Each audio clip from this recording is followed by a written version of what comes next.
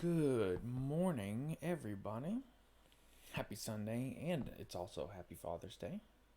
Or it's not Happy Father's Day, it's Father's Day. So, Happy Father's Day to all you dads out there that aren't watching, but are out in the universe, because I just started. Welcome. I am Heisenberg 253741, and welcome to the Heisen Lab. Today's experiment is going to be the next installment in our playthrough of the Banner Saga 2 as part of Saga Sundays. In the last installment, last week, we had our party split into two groups. Started off really poorly with the battles, but then we kind of hit our stride. We introduced a whole new type of unit, the Centaur people, the Horseborn, who are radical. And, yeah, it seems like we're both making our way. Well, I guess that's not true. We're not sure where Bulwark and Folka and them are going. But, anyway, we're making our way through. And, I'm excited to continue the journey. So let's get right back into it. In we go. I believe we are in chapter 12 now. I think we're in chapter 12. So, we have the market. Oh, right, we're going to see the barn. This is with Bulwark's crew. Let's look at this. Falling Tusk +2 armor. I can have Sub the Cone, the Loom Mother, -2 aggro. I don't think I care about either of those. We've got 10 days worth of supplies. I think that's where I got to last time. So, alright, let's go check out this barn. The smell of hay and yak's dung is heavy as you enter the stout wooden barn. Zephyr and Nichols are talking in hushed tones to the guard captain, Gudmundur, who glances at the large cart nervously. Everyone knows why we are here, she says. I do not believe in coincidences, but I cannot imagine what would begin to draw an army of dredge to Bindle. Besides the contents of this cart. She moves her spear in intricate motions, occasionally shaking her head and starting over. Finally, she looks at you to open it. Here we go, cutscene.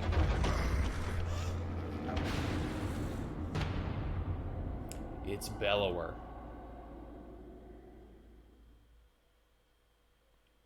Bellower's in the cart. The sight of the Sundr Bellower's body in the cart silences everyone but you. You howl as the memory of a dream tears through your mind and drops you to a knee. A strange tower of white stone, lightning, fear, confusion, distrust. There's a wrongness about it all. Bulwark, hey! Folka's voice draws you from the dream and she's shaking you by the straps of your cloak. Everyone is watching. Another dream? She asks. Your eyes finally focus on hers. A white stone tower. A white stone tower. Lightning. What are you talking about? Zephyr asks, pulling away from the cart. Her tone is full of concern. I saw a tower. Lightning. I don't know what I saw.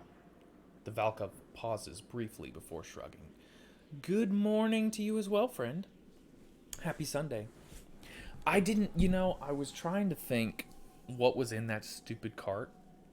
And for like a half a second, because of the reactions last time from Zephyr and them insisting that Juno is dead and all that stuff, and then us insisting Juno was alive, I thought it might be Juno's body in there.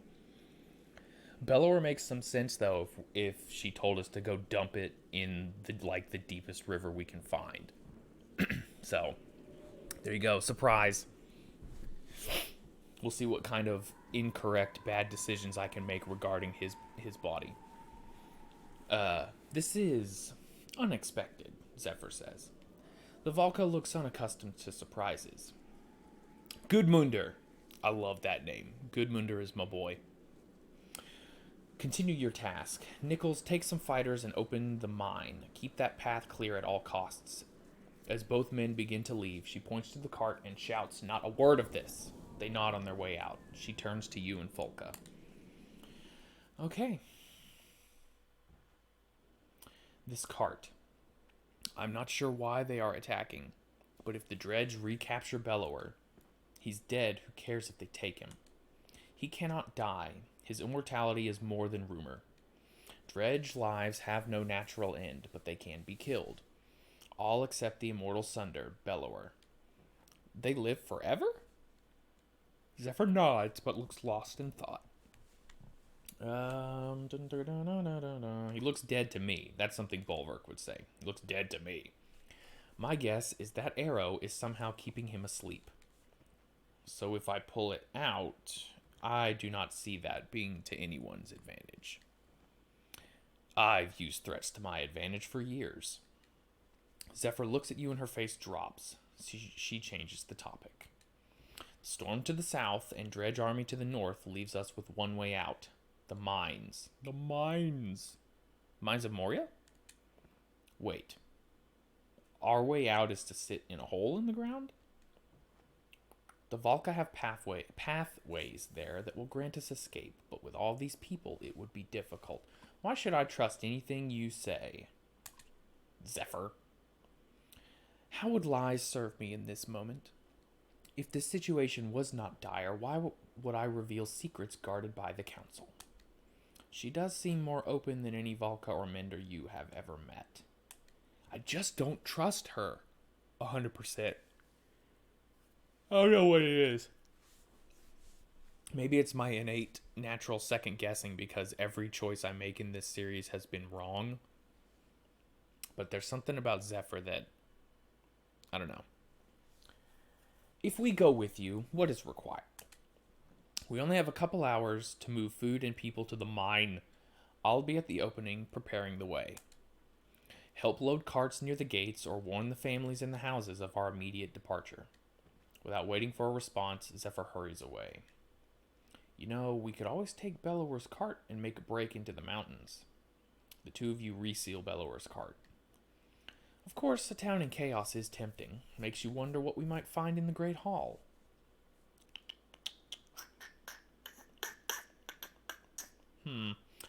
You know what? We're going to stick with the Valka for now. Okay, but a couple hours won't let us do everything. Time to pick our poison. Two of you head to the Raven's post. Okay, so now we got to pick what we're going to do, I assume. So we go to the Great Hall, the gate, the market, or the houses. Wait, what are we? What was each of them? Houses is to warn the people. The Great Hall is to load supplies? I don't remember what the gate is. Well, let's go to the gate. You take all the ravens you can find and head to the gates where yaks and men are laboring and sweating under the constant sun. If you're here to help, a red-headed foreman says, find any oh, this is where you load the carts. If you're here to help, a red-headed foreman says, find any baskets or crates of goods and put them on a cart. We're not worried about order at this point, just keep the eggs from getting crushed. This is a trying time, we need all the eggs we can get. The task is unfamiliar, and based on the laughter of Folka and the others, you look awkward doing it. Before long, shouting and shoving breaks out between some men. A few of your ravens are pulled into the middle of it, and soon weapons are drawn. Ari's men are back to taking things that aren't theirs, a wiry man shouts, and now he's got the mercenaries helping him steal. A large man steps forward and says, Ari and Jokel. I think we know them. Don't need the mercenaries to cut out your lying tongue, Jokel. What was stolen? Took a dagger that belonged to my father's father, says Jokel. Had it here, now it's gone, and only Ari's been around. Plus, I seen his men stuffing sacks of cheese and meats for themselves. Ari crashes into the man without further warning. A dangerous brawl erupts that results in crushed food, broken carts, and a few dead bodies. Well, that could have been worse, I guess. The red-headed foreman stares at everyone. Why are we worried about Dredge when we're so willing to kill each other? He pulls a smashed crate from the cart and throws it on the ground. Let's get to the mine. At the mine entrance, Zephyr is shocked to hear of men killing each other. The lack of supplies only makes things worse. right, Zephyr. Why can't we have some meats? I know, right? What's up, Brian? Good morning. Happy Sunday to you. Fools, she shouts, her voice shaking. A loud slam against the gate signals the arrival of the dredge. Everyone inside, she says. Well, what are you gonna do? Oh, holy shit, this is cool looking.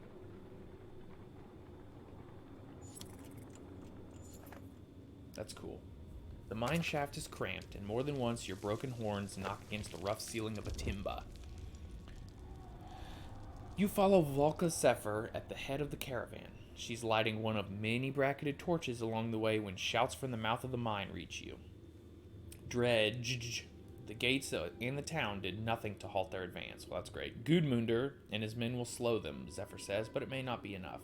They have orders to collapse the opening if they're overwhelmed. Will you keep them from being overwhelmed?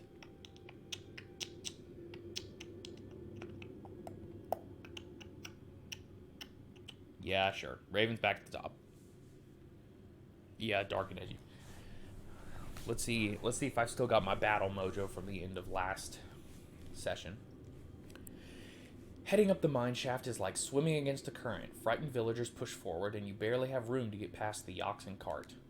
Gudmundur, oh, there's my... Oh, he's the one-eyed guy. Fuck yeah, Gudmundur. In his grim manner, looks pleased to see you. No real plan, he says. Just kill as many as you can. The ravens around you smile at his words and begin to chant. Let's go, baby. Alright, Gudmundur, Bolverk, Ollie, Volka. Oh god, we got the whole crew back. I can fight with Zephyr? What does she have? We should probably bring Zephyr, right? Does anyone have any points available? No, it doesn't look like it. Okay, hang on. We also got Mogre going here. Oh, right, I was going to look at her stuff. As a Volka, blah, blah, blah, nobody cares. Runic Gale. The Mender... Oh, it's a buff. Ooh. One turn, possible buffs include... Ooh, and Mend. Okay, so yeah, she's coming. Stick her at the end. That's freaking rad.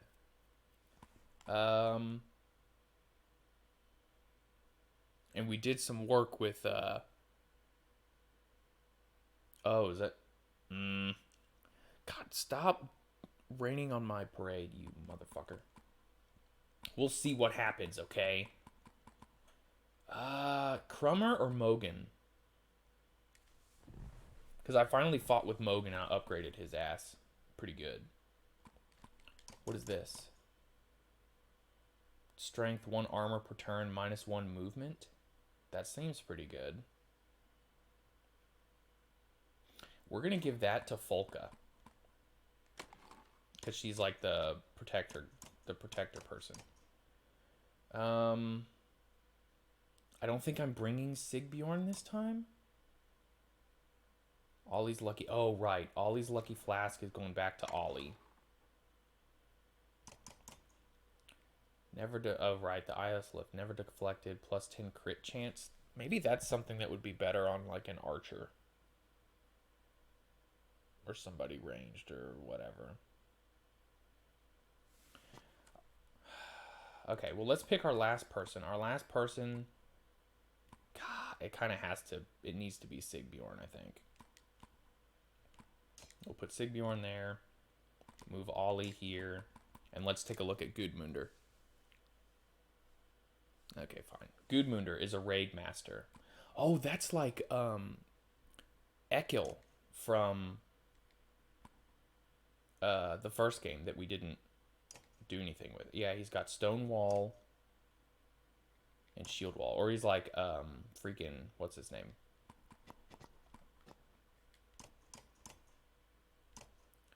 +10 crit chance. Do I have... This is all I've got.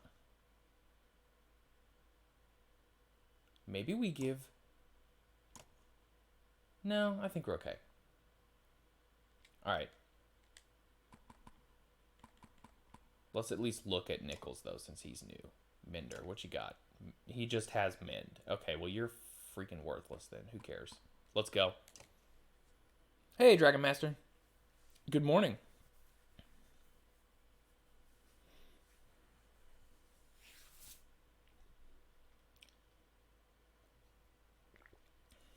All right. Let's see if we still got our mojo. I'm doing all right. How about you? How's the rest of your birthday? Hopefully it was good. God, these loading screens. That would be one complaint about this game. As pretty and fun as it is, loading screens really kind of can mess with your momentum. All right, let's go.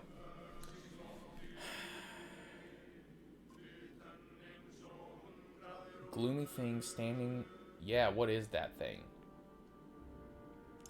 Okay, so we got our boy Gudmundur. Hold on.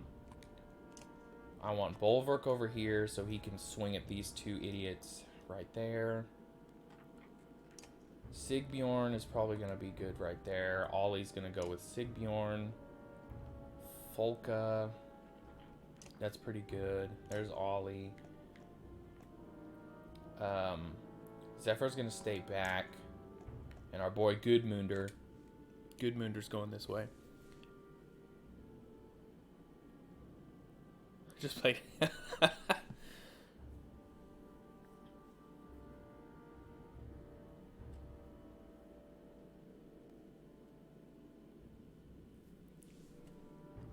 Well, sometimes it just seems like you know too much, man.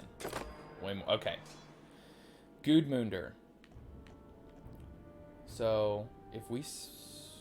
Well, he's also got... Okay, hang on. Let's just back it up here. Who's first? A Gloom Warden. What the hell is that?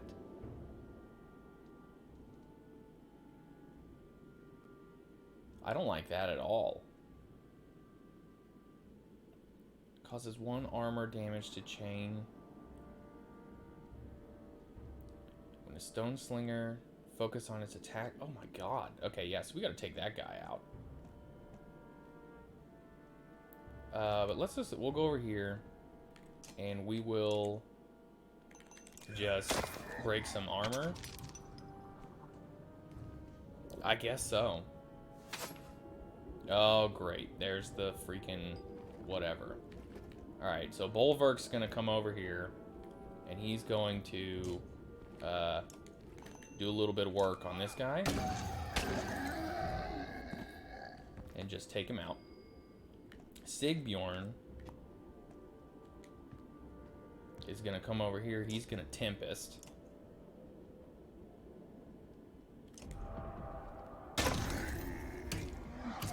Oh, Jesus. Okay, well that was great. Is he poisoned? What the hell are you doing? Well, shit. I guess. Armor damage? Yeah, I don't like this guy. Is he gonna do the shield bash? No, he's just gonna hit him. Okay. So... God, he's only got 10. Let's Axe Storm. We'll Axe Storm this guy. Deflected. Son of a bitch. Okay, that was pretty worthless. Okay. So... Okay, so she's a ranged attacker, I guess. Or it's a... Oh, no, it's a spear. Let's move her forward a little bit. Let's look at her abilities. So she has Runic Gale. Randomly creates within a 7-tile diameter area. Okay.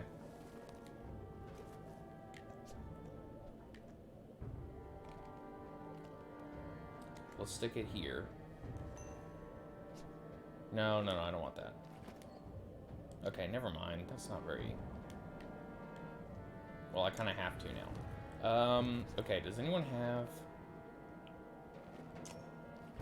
Restores armor.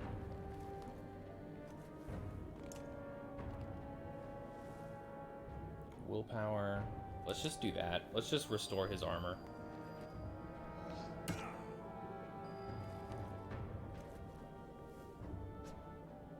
Yeah, kinda. Okay, Gudmundur. I tell you what. We're gonna come over here. Of course, they've only got 7. How did that get deflected? Holy shit. What is... Something's happening here. He's only got 40%? What? Oh, never mind. There we go. Okay, something happened to somebody.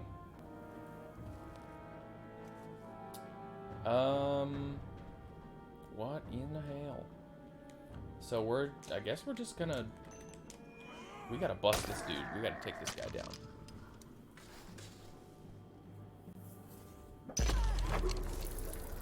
Okay. Alright, Folka is going to... 6 damage here.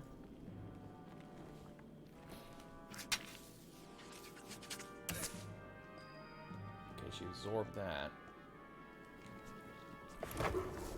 Ollie.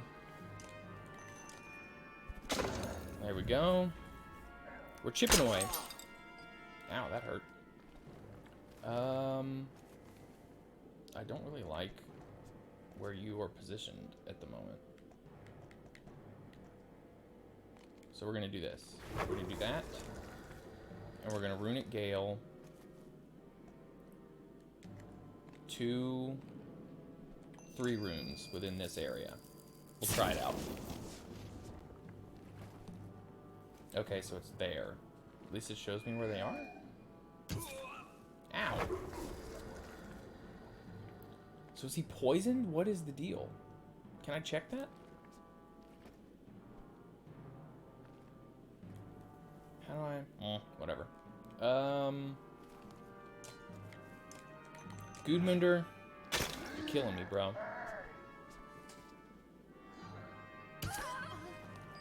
Okay.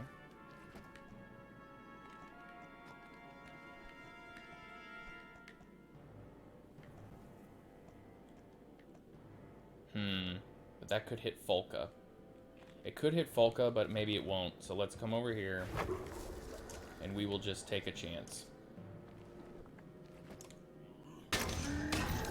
Nice. It worked. Okay, Sigbjorn. Not Tempest, please. Just armor. He's got a lot of armor. Alright, what is he doing? I feel like that's bad.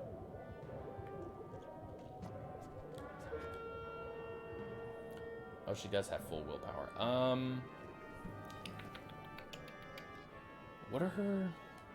Shit. Champion, plus armor. Yeah, let's just do that, I guess. Even though I moved, I shouldn't have moved.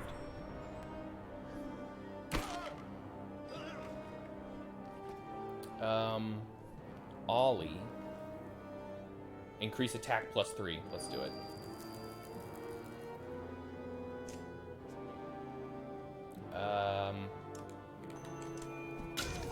There we go. Oh, does it?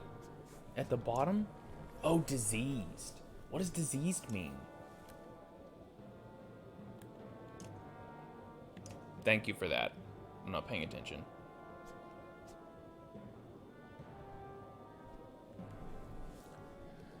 Okay, Folka.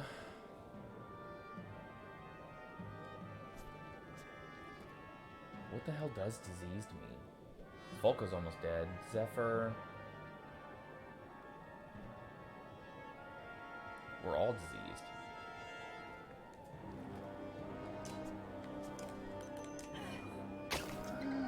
Just poke him, I guess. Oh, I wonder if it's like poison.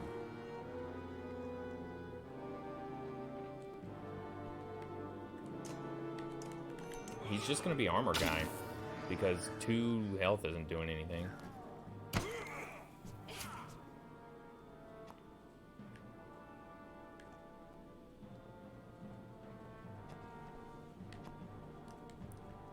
We'll take this guy out, I think. Might as well.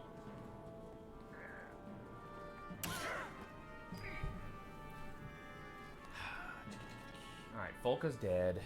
I think it is DOT.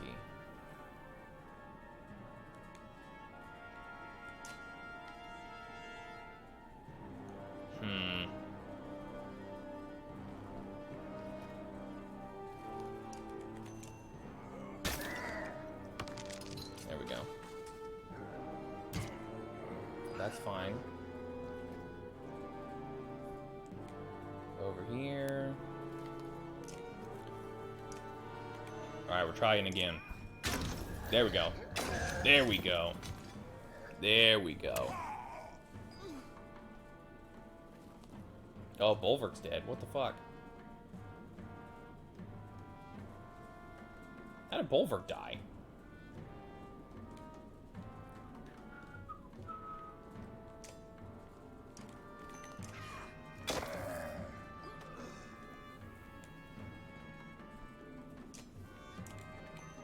There we go. Yeah, I don't like them.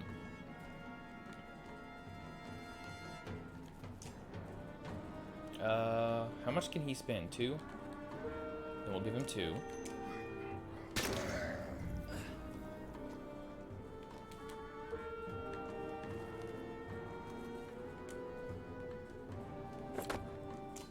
And Senior Ollie is basically going to finish him off. But we'll get... Zephyr takes him out. There we go. Oh, come on. Oh, shit. Oh, fall back. Thank God. Praise Jesus. Oh, man, if I wasn't falling back into mine, that would have been bad. Fall back, Gudmundur repeats. The opening is ready to come down. As everyone sprints into the mine, a guard captain tosses you a heavy hammer and points at a timber. You deserve the honor, he says. You turn and look at the gray sky, the snow, Bindle, and the dredge walking towards you. With a hefty swing, the timber snaps and rocks begin to fall. You drop the hammer and race down the shaft toward the light of the torches. Well, let's go then. Ahead, the path comes to a dead end against the smooth surface of a large flat rock. We should camp, Zephyr says. Yeah, probably. I need to rest my heroes so they're not freaking injured anymore. It may be the last decent sleep these people get for days. I'll need Nichols to assist me in opening the path beyond, but first, you and I should talk. Oh, great. What do you want, Zephyr? Oh, okay. Yeah, I don't care about training. Heroes... There's rest, and I have... Oh, shit. That's not what I wanted to do. Oh, yeah. That'd be a huge loss. Okay, so we're at least going to rest one more day. I've got 18. I don't think I particularly care for having Zephyr in here. I think if I'm going to do a buff party, I think I'd rather have Spar. But, you know, whatever. And I'm probably going to swap out Gudmundur also. So, we're going to put Crummer in for Gudmundur. And, I mean, right now, I think Mogan in for Zephyr. I don't really care for Zephyr. And we'll just kind of rock. Might just rock this for a little while. You can't. You're level 6. Oops, that's not what I wanted to do. How much does it cost? It costs 9. Well, let's do it. Now you're level 5. And he's maxed out on his stats. So there you go. We did it. Okay, we'll back it up. So, rest one more day. And go talk to Zephyr.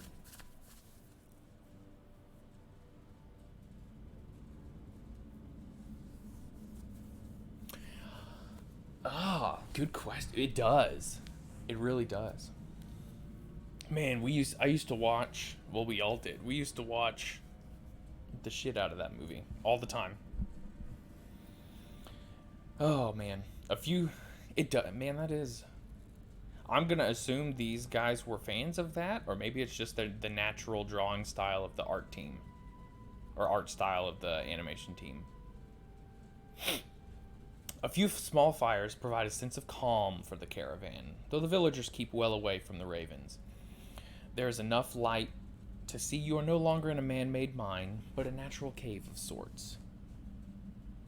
Well, that movie's also, 50 years old, coming up on? Technology's advanced a little bit since then. What are we doing down here? Staying alive and keeping Bellower from the dredge. I thought that was obvious. But we keep heading down like we're hunting dwarves. The Valka gives you a ghost of a smile. Until today, no one but a few on the council knew about these tunnels, not even Menders. We didn't create them, but we have used them a great deal over the years to travel far distances quickly. Well, that's helpful. We can use that. Zephyr becomes quiet, awaiting a question. Oh, okay. So where are we headed? Where would you go, knowing that you possess the sleeping body of the immortal Sundr general? You want us to drag him to bloody Manahar, don't you? Manahar is the safest place to secure Bellower's body. Whatever drew the dredge army toward us in Bindle, the council can find a way to stop it. I don't believe that for a second. And without my ravens? And what about my ravens? So far, helping Valka pays less than a bloodshed coin. And that is why I am talking to you alone now. The corridor will lead us to Manahar in a week's time. See us there safely, and I give you a genuine Valka oath. You will be rewarded well enough to never need work again. You look around at the cave walls and back the way you came. We'll go to Manahar. We were heading there after the Blue River anyways. Okay, well, that's not even a choice I get to make then. Okay.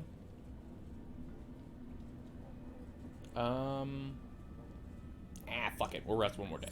Alright, nobody is injured no mo. 77, okay. God, I thought it was early 70s. Well. Fair enough. I don't even remember. Like, we didn't even get that until I was in high school, I think, right? Or did we even own it? Brian, do you remember?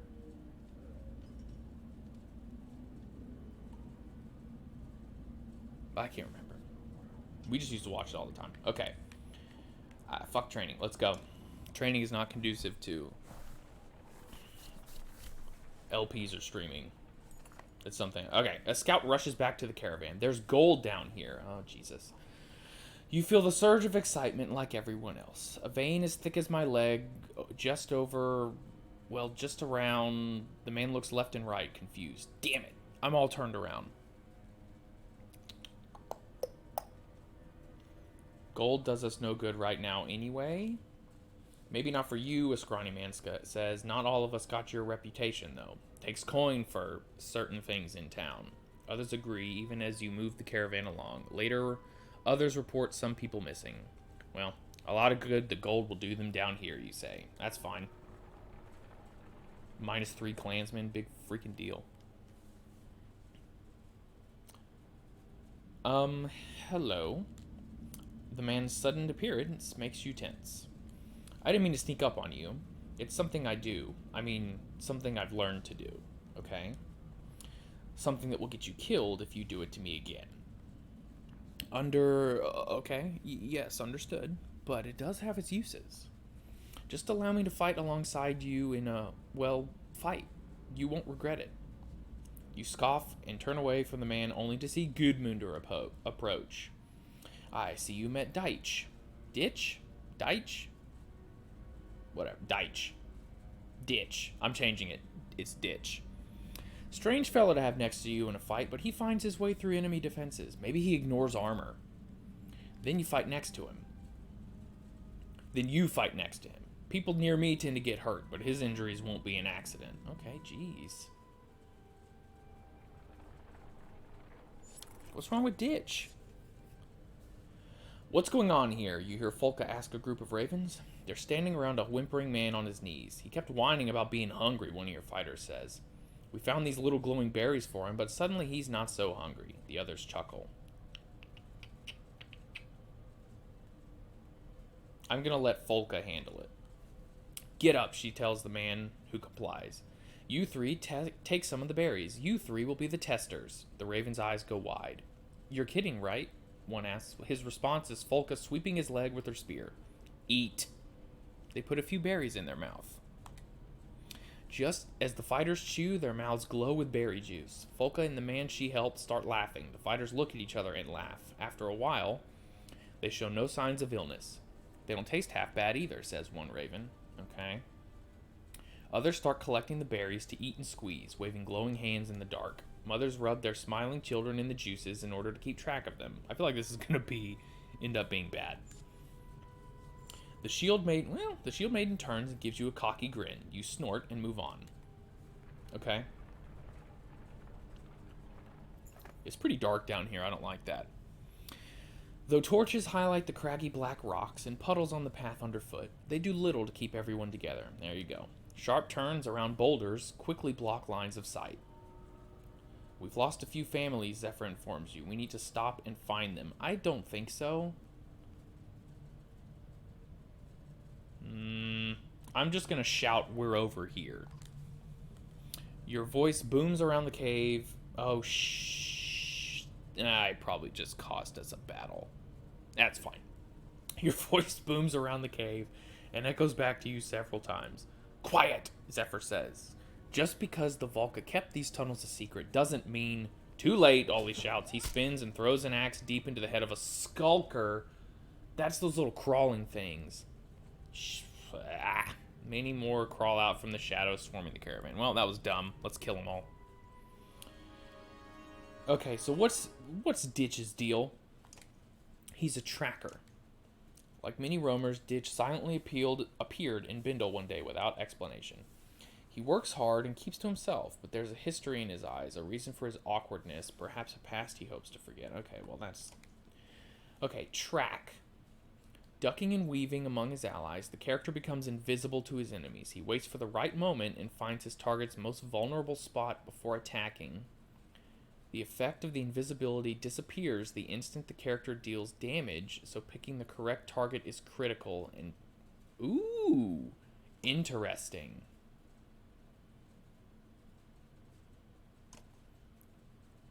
That is interesting. Okay, well, let's try him out. We're going to sub you in for Folka, I think.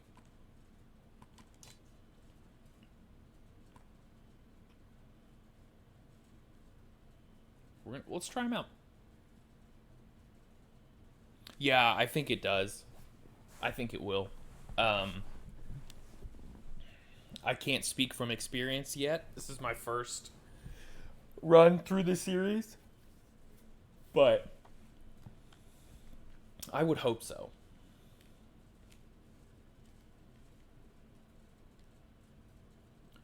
Ugh. Okay, so I feel like we definitely need to focus on the big ones. Okay, so Crummer's there. Bulwark down here.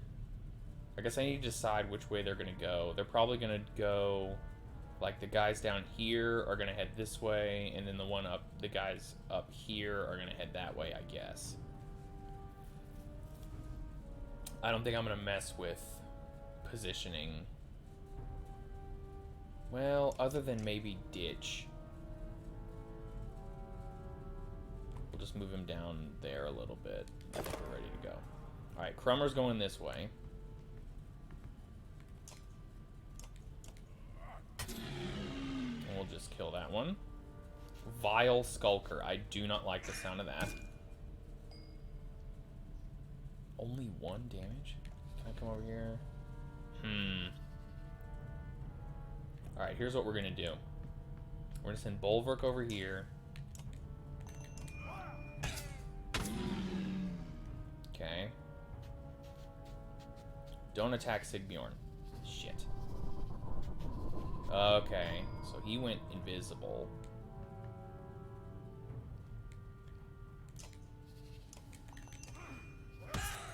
Just give it a big old smack. Okay.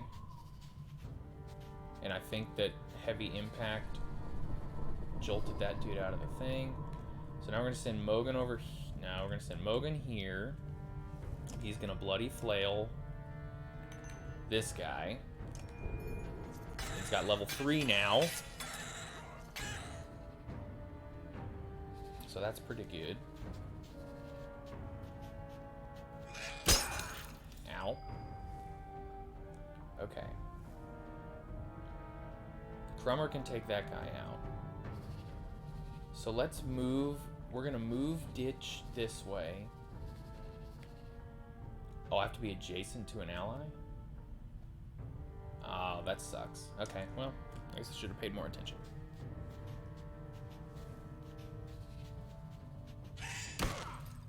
Okay. So. You're just gonna attack, I think. Not you. Or just kill you.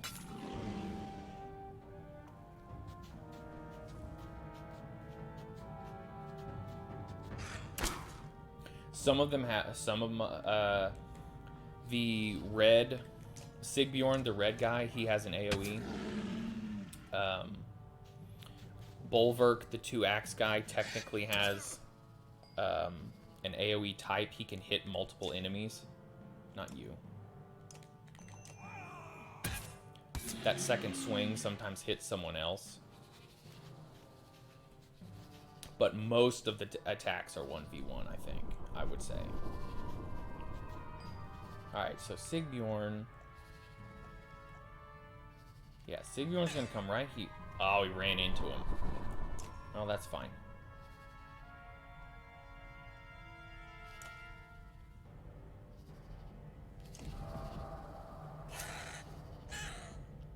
There you go. Yes. Mogan is once again gonna bloody flail level 3. Oh yeah, that's pretty good. God, that's a lot of armor. Okay, so now track. And we'll ignore 6 armor. Okay, so I see where he is. That hurt.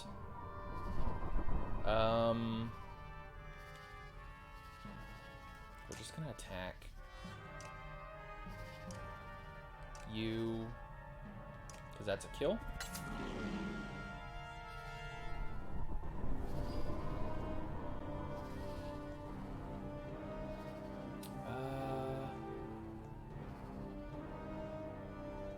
We'll move Crummer up here.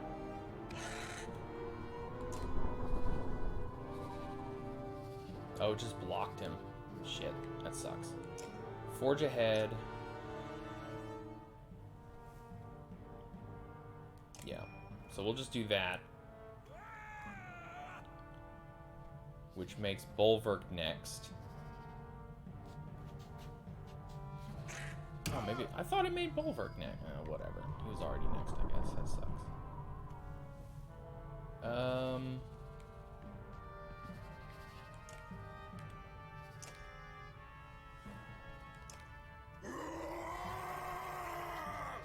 Did it work? I don't know if it worked.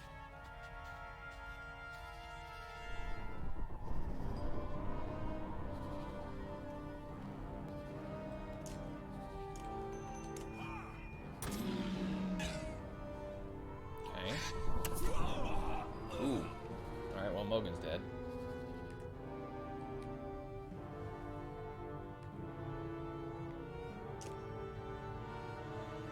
Oh, no, I don't want to do that. There we go. We got the big boy.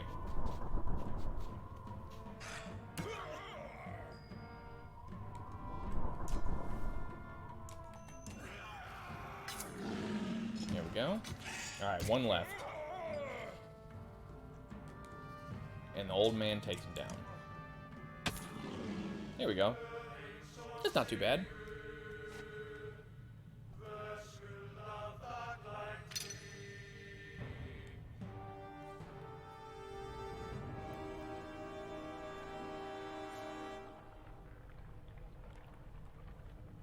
Okay, no more shouting in the caves. Water barrels are running low, Holfie, your quartermaster reports, and I'll be damned if I start licking any of these slimy rocks for a drink. The shield maiden looks at you. If these people start getting desperate for water down here, you cut her off. I know, you say. Send out some scouts. We'll camp here until they return. Some of your ravens and other members of the caravan group up and grab torches, rope, and water skins before heading off in different directions. Better catch some rest while you can, Folka says. Nothing to do until they get back anyway. Laying down, you focus on the sound of a small drip somewhere in the cave. It grows louder, like the beat of a drum, like thousands of feet marching behind you. You turn and everyone stops. You see the glowing eyes of your army looking at you in admiration. 100 members break formation to dig holes in the cavern floor and place stone bowls in the depressions. The bowls quickly fill with water, and the first is offered to you. You slake your thirst before seeing your red armored reflection in the bowl. Oh great, so we're Belor again. You wake up with a shout, and Folka joins you. What was it this time? She asks, concerned. I dreamt I was a Sundr. I led an army of dredge through here. They liked me. The shield maiden has no response. Some of the scouts return with some water, others simply don't return. Okay.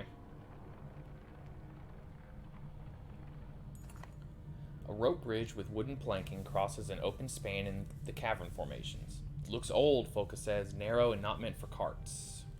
We're gonna get the menders to reinforce it. Both Zephyr and Nichols move through the crowd and begin tracing patterns in the air with their staffs.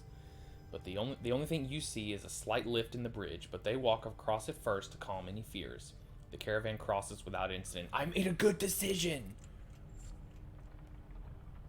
I did it. I finally made a good decision. Get that freaking cart across there.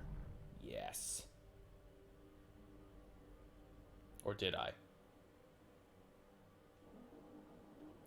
Very exciting.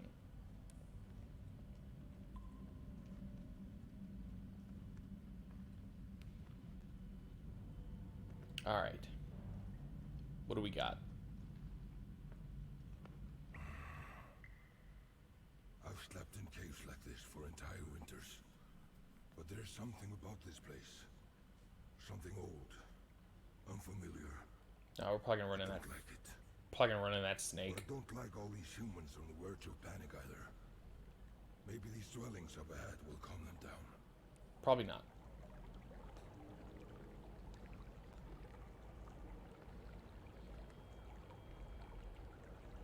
Oh, what is that pink stuff? What the hell is that? I don't like the look of it. Unless those end up being flowers. Which they're probably not.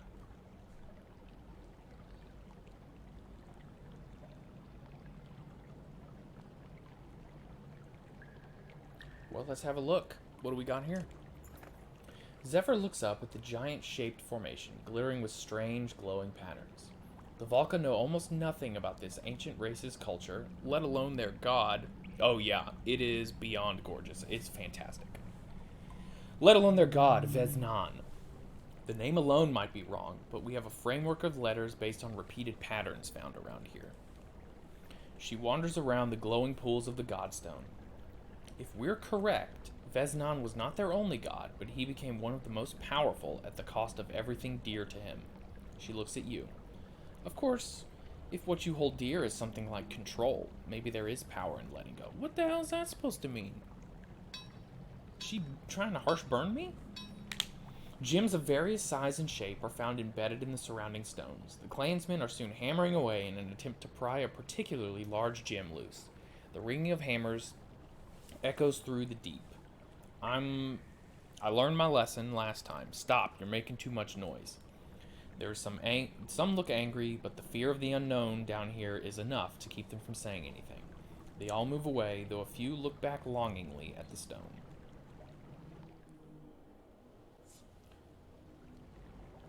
Okay, let's look at heroes.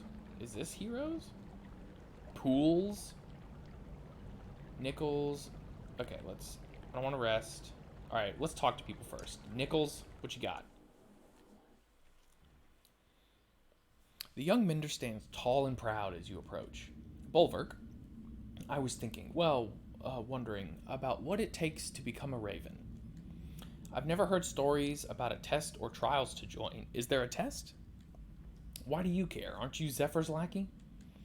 Well, apprentice, yes. I'm a full mender training to become a Valka. Part of our training requires world experience. Couldn't you work with a blacksmith or something? Nichols frowns at her. Would you kill someone for coin? Kill for... The mender's face pales a bit. I mean, I guess if that was the job.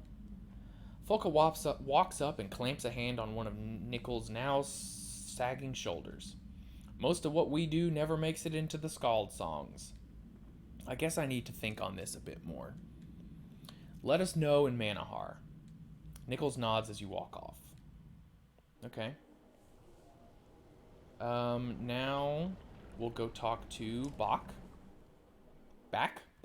I think it's Bach. The spearman is standing alone, staring off into the depths of the caves. If you take off down one of these tunnels, we're not going after you. Bach doesn't respond. He doesn't want to talk. I like him already. Do you know the worst part about it all? Worst part of what? Of everything. This world, this life, if you can call it that. It's the silence. You give Folka a look. He hasn't slept near Ollie. That man makes all kinds of strange sounds. That's just noise. There's a silence from the loneliness. Oh, good lord. Folka inhales sharply. He's hit a sore spot. Maybe these tunnels and caves make it worse. There used to be days of talk. We used to laugh. Are you talking about your feigned spear again? Bach turns and stares at you with the eyes of a man undecided on going mad. I like that sentence. Lofen sleeps where she can. Lofen is his spear, by the way, if you don't remember. But no, there was another. Now there's an endless hole shaped like her, and if I don't keep filling it with work or drink... He walks away without finishing his thought. Okay. Keep an eye on him. I'm the only one who gets to lose their mind and start killing.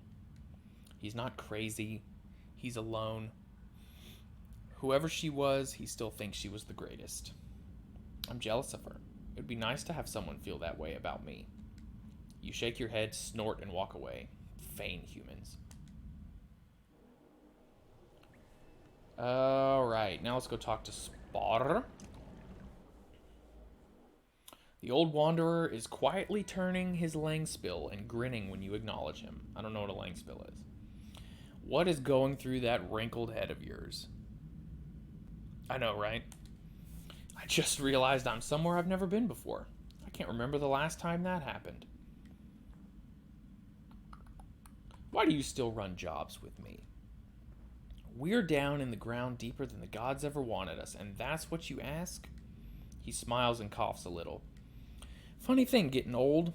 The things you want, the things that make you smile, they change. Remember when I joined the Ravens?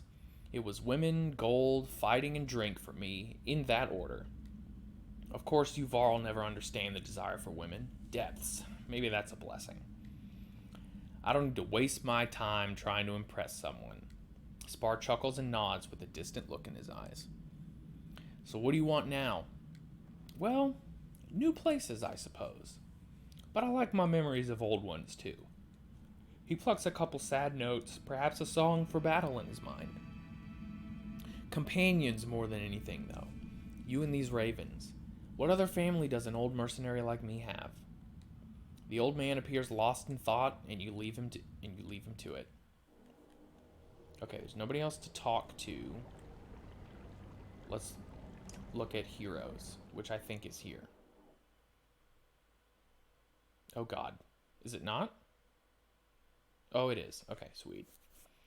Okay, so Ditch got a promotion. Mogan's injured for 2 days. Crummer can be promoted as well. And Folka. Spar, Bearsing. Okay. So, let's promote him. Improve his ability. And give him natural 4 armor break is awesome.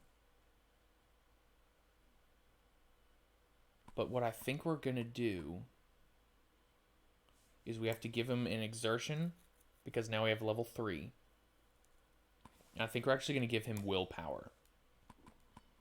Because his job is going to be to assassinate.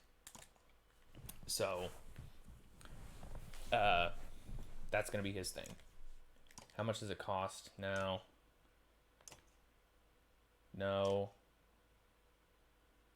Yeah, and I think we'll get Crummer to 5. Because he's our boy. And we will just plop up his attack.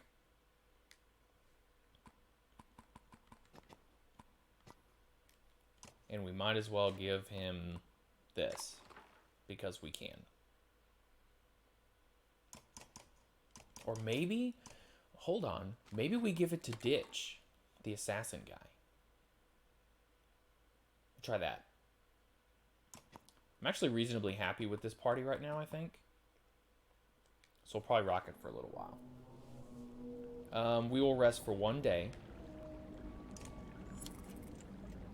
And now we will go check out the pools. This was a sacred sanctuary for those who built it, the Valka says, walking around the perfectly round, rippling pools. At least from what we've uncovered. The top pool was for reflecting on one's deeds, the middle to ask for strength from the world, and the bottom pool was for insight into one's future. She hesitates before saying, I've never done anything but study their inscriptions. Look ahead with the bottom pool, that's what we're going to do. Discovering the future before it happens sounds promising. You sit in front of the bottom pool, searching its surface before cupping the water in your hands. It turns green, but you drink it anyway.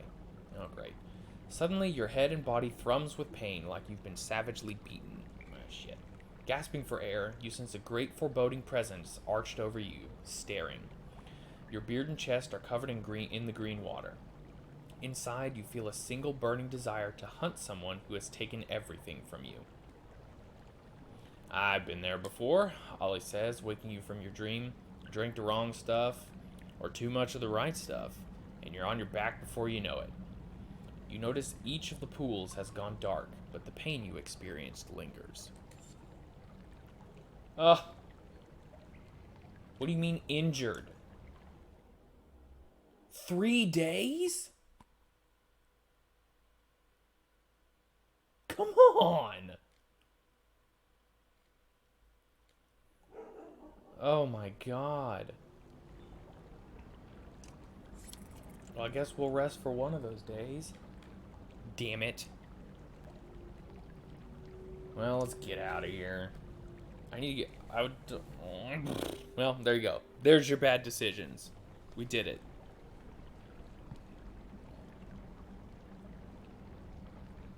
I feel like that would have happened regardless of which pool I drank from. Alright. Out we go. In the light of torches, everyone is covered in soot and dirt. They smell bad too. It comes as no surprise when the sound of running water excites the caravan. It has to be some underground river or something, the woman says, and all the villagers start moving in that direction. No. Scouts. Scout it out. Those around you stop, but others push forward. Soon, you hear small popping noises, then screams. See? All you see is bobbing torches until the villagers run back to the path. It killed them, a man yells. You grab him by the shoulder. Some kind of plant. Leaves made the noise like water, but it had thorns and grabbed them. They just died. This is terrible, Zephyr said. Oh, I guess I shouldn't have read that in like a almost sarcastic voice. This is terrible, Zephyr says, taking the deaths personally. We should stick to the paths as much as possible. Too much can go wrong down here. The faces of those passing you are frightened. Well, you stop, turn your head, and open your jaw slightly to increase your hearing. What? What's that sound? You ask Volka. She only shrugs. It's quiet, you say. But like a beat or something. Yeah, right, exactly. She listens for a moment and says, and shrugs again. Maybe you're just not hearing us cooped up in that tunnel anymore, she says, watching the entire caravan move towards the incredible bones ahead. Bones? Can you imagine the beast that left these behind? She turns to find you down on your knees, once again grasping your head. Oh boy. Cutscene? Okay.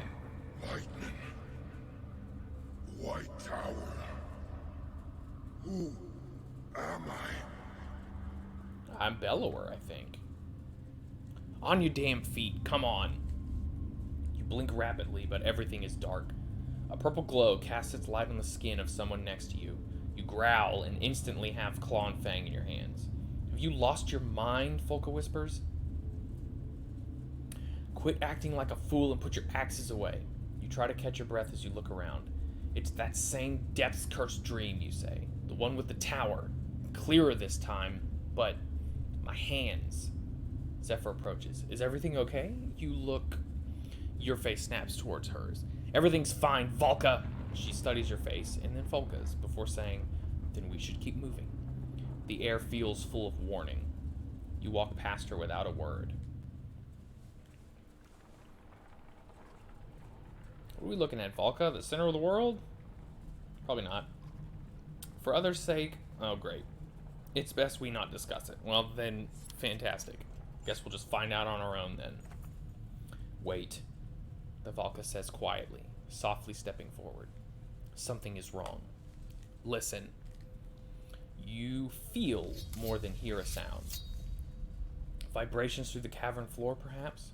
Get ready for anything, you say, and the ravens spread the word down the line, each fighter drawing their weapons. Volka, you're getting us out of this one. Clear? She looks concerned, but before she responds, you see movement over the rise. Oh, great. Oh, great. You see movement over the rise in the massive cavern. It's the silhouette of a dredge force with large shapes you have never before seen. Okay. So Zephyr has to be in there.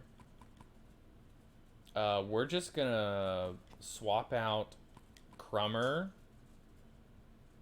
for injured Bulwark. Mogan, Ditch, Ollie. I think this is gonna be about as good as it's gonna be. I hate that I have to do it this way. But we're gonna put Zephyr at the end. She has to be here. So, there you go. What's Volka? 3 will per rest, armor +1 willpower.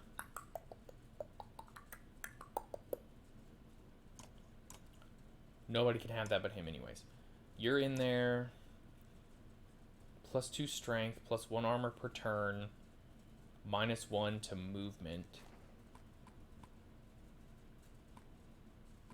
We could give it to Sigbjorn. Maybe we'll give it to Mogan. And then these other two are in the party. Alright, so, let's go. Alright. Where are the 2 big shapes that I've never seen before?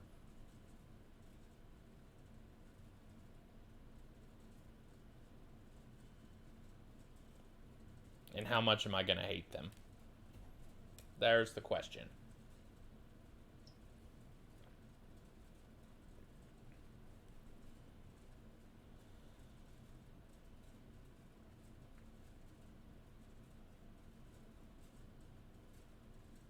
Well. What? It's just dredge. right? Yeah, it's just dredge. Okay. So 1611, 1611. So we're gonna have to send Krummer this way. Sigbjorn's gonna go that way.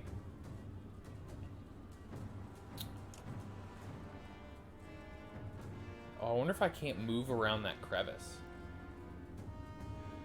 Oh, interesting. Okay. So Sigbjorn's gonna go this way then. God, they're all big dredge. I don't like that at all. Mogan in this corner.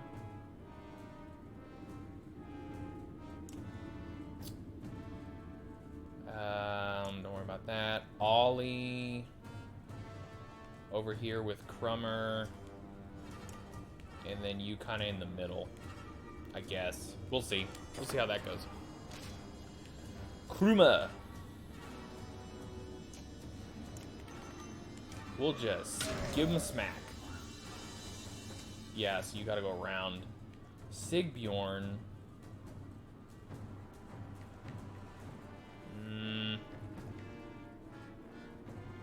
You know what?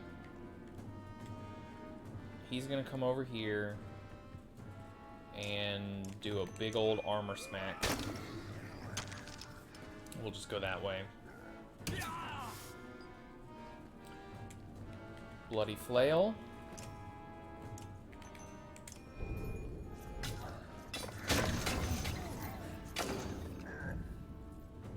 That's impossible. Electra's always insufferable. Ouch. So... Stop. Why are you going all the way there? So, here's what we're going to do. We're just going to move here, and we're going to turn on level 3 track.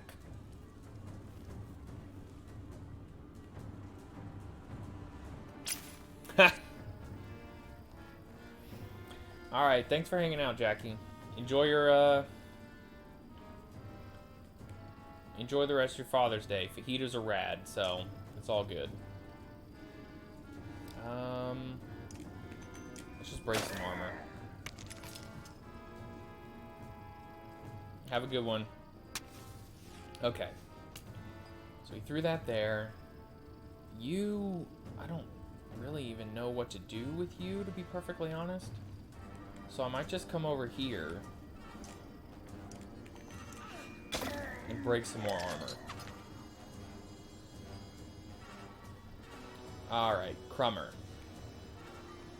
Excuse me, sir. Get out. Oh, great, here we go.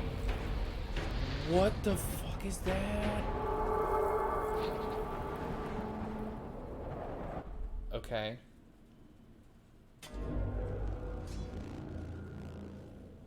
Alright, that's bad. Big Sash Boy. The regular Sash Boys are a problem.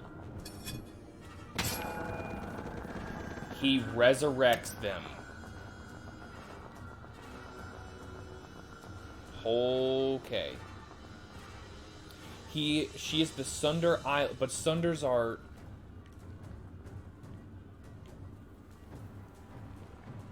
But Sundrs are...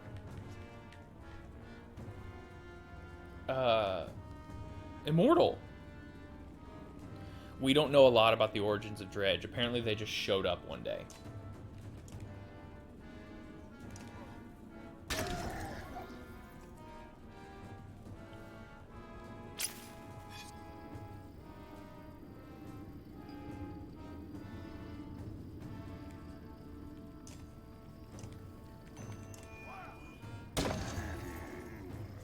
How do we destroy her?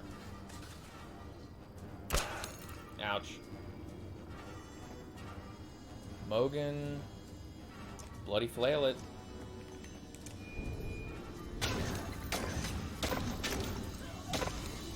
God, that's a good bloody flail. No, I'm pretty sure they're confirmed to be a completely separate race is what it is.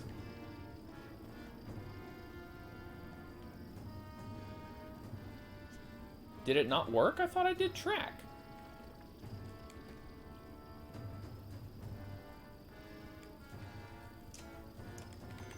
Kill it.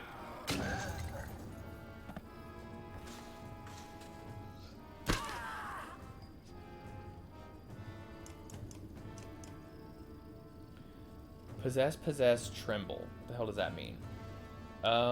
So Ollie.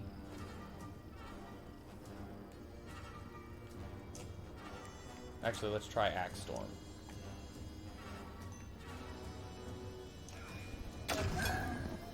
There it is. Okay.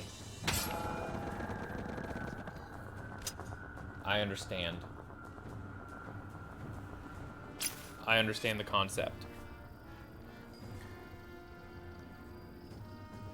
Yeah, no, Brian's right. It's pure math.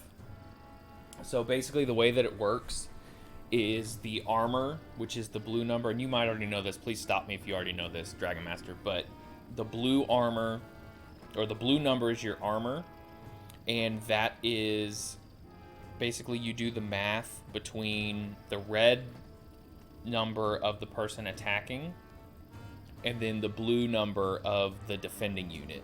And then the difference is, like, for example, if I just go to attack, I only have an 80% chance to do health damage because this dredge's armor is higher than my attack, stuff like that.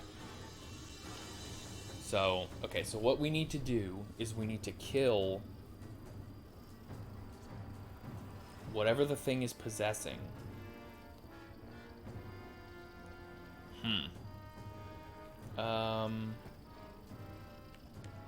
I can't reach that from here. But I can go over here. Not you. And with you, break some armor. Alright, this is gonna be an interesting fight, I think. Crummer.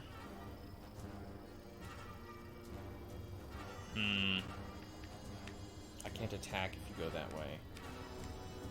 So I guess we'll just kill this thing?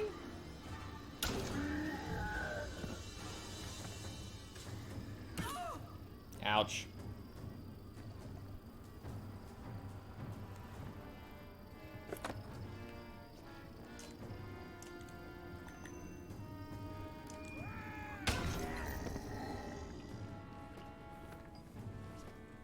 Okay, so we're come over here and we're gonna bloody flail you, level 3.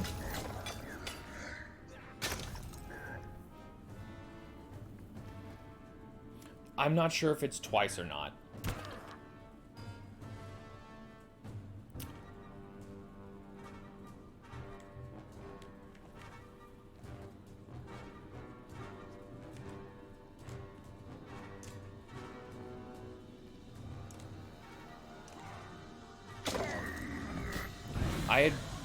I had kind of thought that it was actually, oh shit, I killed, what's her face? I thought it was you have to kill, well, yeah, she's dead. I thought I have to kill the one that's being possessed, and then,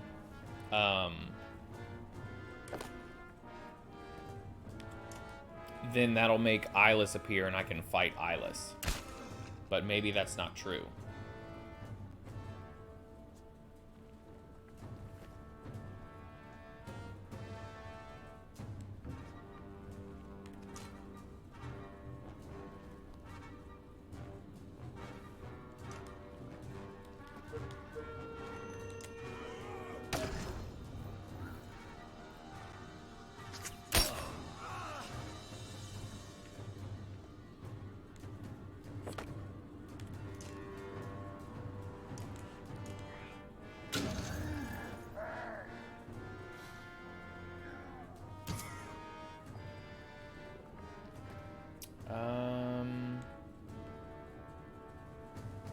Okay, so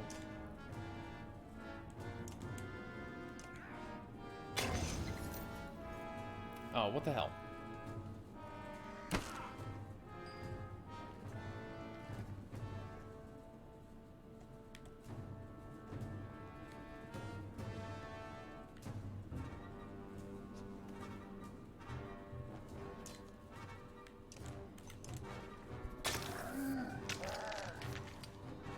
That's what I'm hoping. But I don't know for sure. And I know she's right around where Sigbjorn and Krummer are.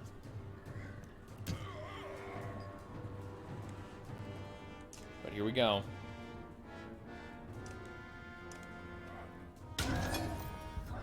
No, maybe not.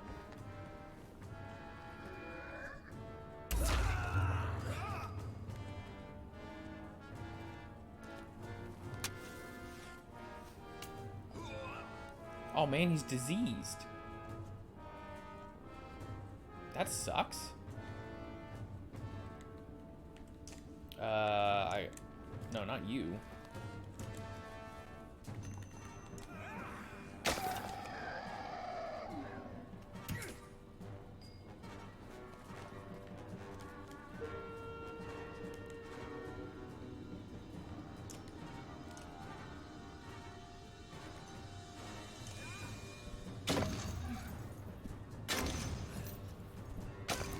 There we go.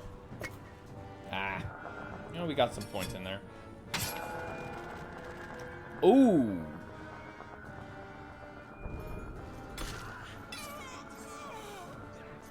She can possess my people? Oh, this is bad.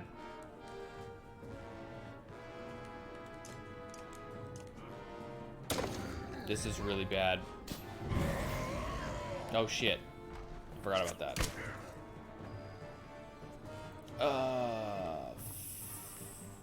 What the hell?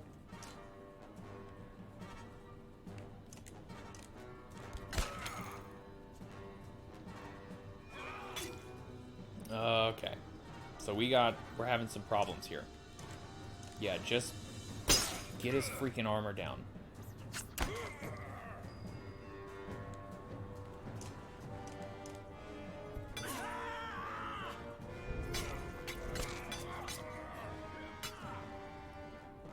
Sweet Lord.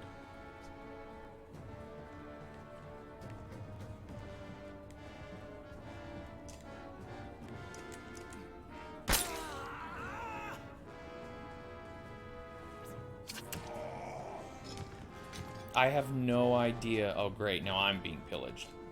I have no idea what... Oh, I got a thing. This is bad.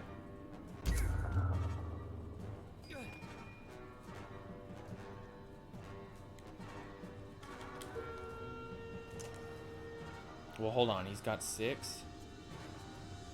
Okay, that's not gonna be worth it.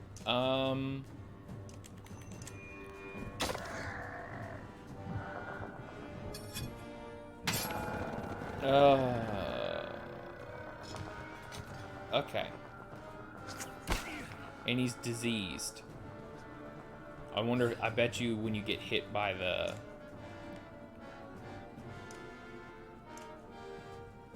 you get diseased. Okay, this is bad. Yeah, we're gonna lose. We're gonna lose. And that is what it is. Oh, cool, diverted. That's good. Let's at least get out of the way of the explosion. And we'll do some armor damage. There we go.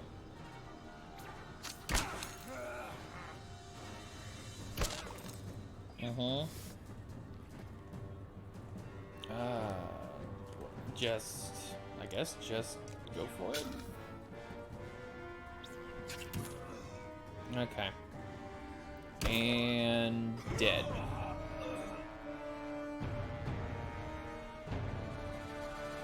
Oh, shit.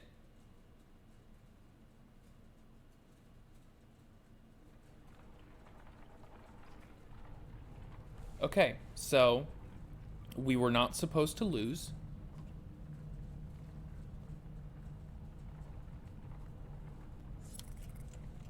What the hell, then? Yeah. Okay, blah, blah, blah, blah, blah. Okay, so let's think about this, then.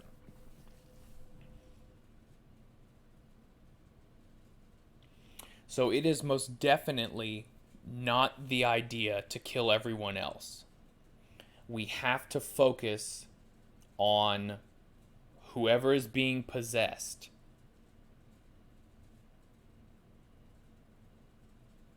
to make Eyeless appear so that we can kill it. No, I don't want to do that. Move here. Okay, so that we have to do that. And Zephyr has to be in the stupid fight.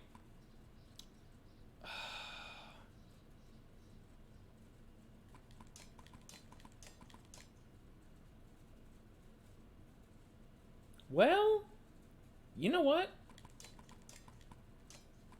Let's put her in the front and we'll do her little buff thing. And then see if we can... Mogan, Ollie...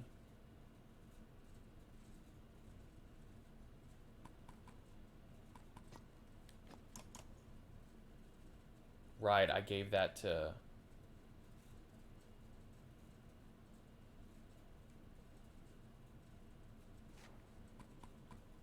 We'll give it that to Mogan.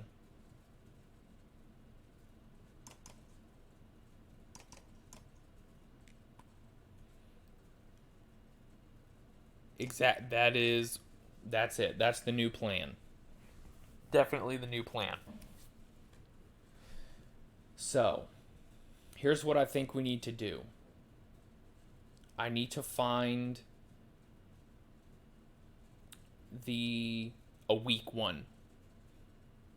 Because I'm pretty sure Eyeless is going to show up when I kill the first, whatever the first dredge is. So, focus a weak one. Like, just that normal grunt over there.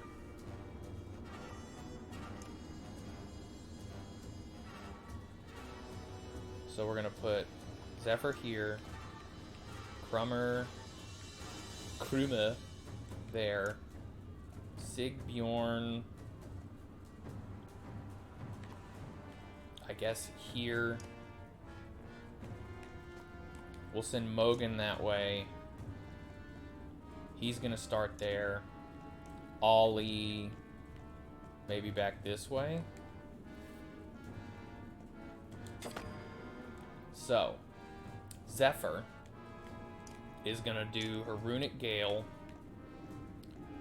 Like within a 7-tile radius from here, we're gonna create 3 runes.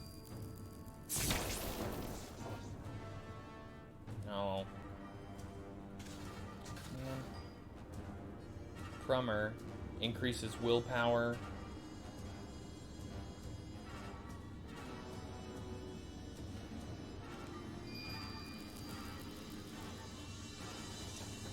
No, I can't. Okay. So we got some willpower. He dodged that. That's pretty good. And we're going to send Sigbjorn right over here. And just get things started. Okay. We already saw that. We don't need to see that again.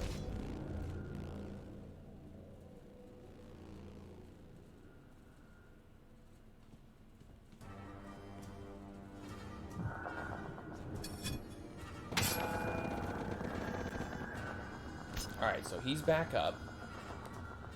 And I think it's going to be Sigbjorn's turn again.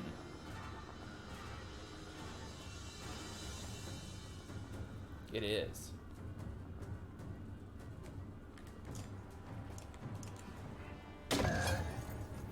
Alright, so now Eyeless is there. Shit. Ollie is diseased now. So we're going to come right here. We're going to Bloody Flail. 6 attacks. Let's do it. That was okay.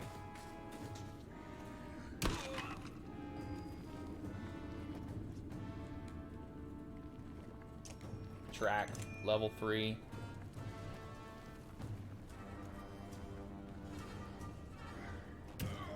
That's fine.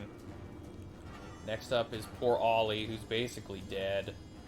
That's going to be a big problem. But I guess we'll just Axe Storm her.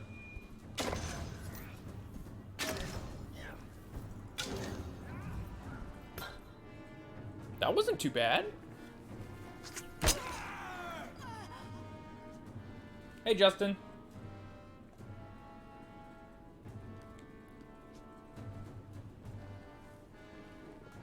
You know what?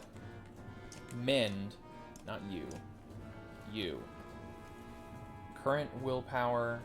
Oh, yeah. No, let's up to half, so that's 6. I think that's it. I think that's basically full. There you go. Just get him back up. Okay. Crummer. Yes. He can come over here. And attack. Big armor damage. Of course, now the problem becomes...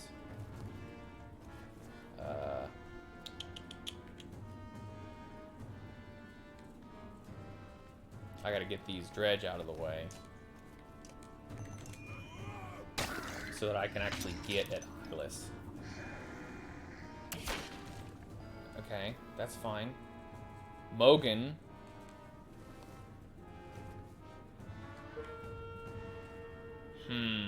You know what? Just not... Oh, fuck. That was a huge goof.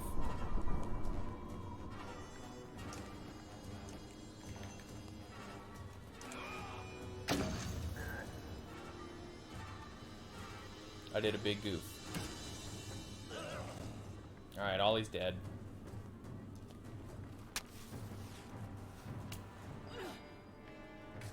Zephyr's dead. Crummer can't get to... Can't get to him. So I guess we'll just attack. Will you do the same for Uncle Steven, Justin? Not you. Wait. No, that's not what I want. Nope, also not what I want. There you go. Don't you possess anyone. That's perfect. Because Mogan. No! I was pointing on Hylas! Oh, shit. God damn it.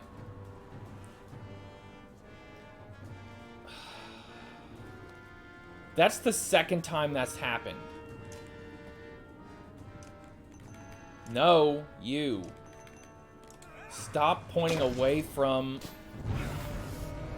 We got it? We got it. Son of a bitch. We got it from the explosion. Goodness gracious. It's okay. Golly. Idiot. It's okay. We got past the obstacle. That's all that matters. Can you position your guys in the corner? Yeah, I probably could have, yeah. Hylas is trying to bring the cave down on our heads, Zephyr screams. I can stop her, but it... The Valka abruptly grows quiet and scans the people running for their lives. Just keep them all together. Nichols. Over here, Valka Zephyr, the young Mender says, helping an older woman to her feet nearby. Zephyr grabs Nichols and whispers to him. The young Mender's eyes go wide, but he nods solemnly. He turns to you and says, I'm sorry if I was a nuisance. A large rock falls nearby and he stumbles away, back toward Hylas. Nichols begins tracing a pattern in the air. You yell for everyone to keep moving, tossing those who stop to turn around. When you look back, Zephyr is standing behind Nichols, tracing an alternate pattern. The young man glows for only a moment, hair flapping as if a giant gust is blowing past him, then he crumbles. Hylas grows quiet in the distance. You watch the form of the Sundr shake and struggle to maintain its form. Then it fades, like snow blowing over a hilltop. A few more rocks tumble down and you grab the sagging Valka before she's crushed. Once you have met up with everyone else, you tally the numbers. The losses are not as bad as they could have been. I doubt that ended her, Zephyr says. And there are many passages here which Eyeless knows all too well. She's been tracking us. We need to leave these caves immediately. You pause and say, "What you did with that Mender boy?" Zephyr turns her head. "We can discuss Nickel's sacrifice another time. We must move." You give the command and no one hesitates to obey. Well, let's GTFO, bro. Please.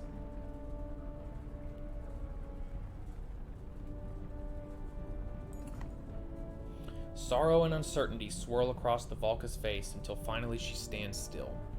"What?" you ask. "Things have changed down here," she says. "Rocks have shifted, rifts have opened. I doubt Eyeless did all of this, but regardless, I'm not entirely sure which path to take."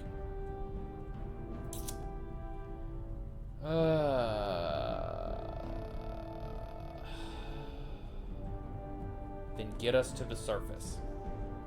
The Valka pauses. "But I won't know where we'll appear," she says. "We could wind up in Strand." You level her with a look and say, "It's better than being lost down here."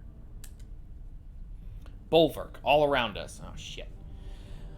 Volka shouts. You peer into the darkness and see something approaching which resembles a dredge, a morbidly warped dredge. A woman runs to grab her child, but the thing cleaves both of them with a strange weapon. Fantastic. The bodies blacken and twist upon the ground. "Don't fall to these feigned beasts," you shout, charging into the enemy. All right. I wonder if this is another Sundr. Valka and Ollie are injured. Everyone's injured for 2 days. Can I take you out of the party? Because I would really like to take you out of the party, if I can. So Ollie's at 9. Shoot. Well. Good, I can. That's good.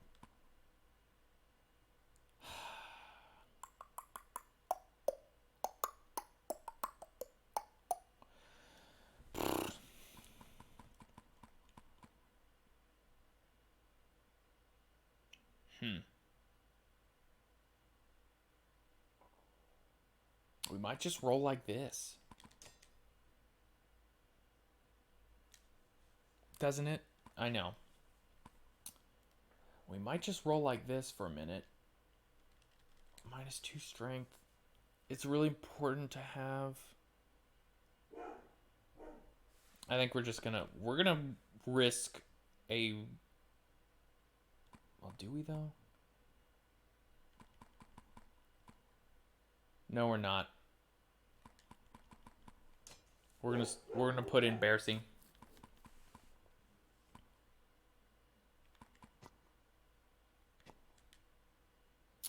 Nobody can have that.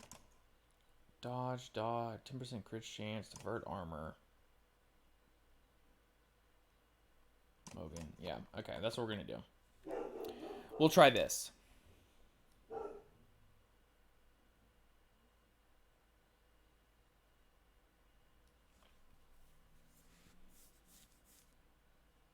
We'll tell Chip we say hi. It's been a while. He's doing all right? I hope.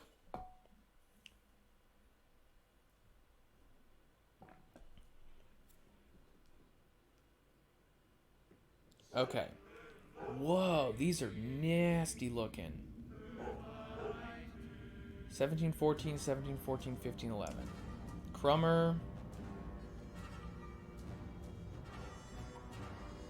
Man, I don't even know what to do. Okay, let's move Volka over to here.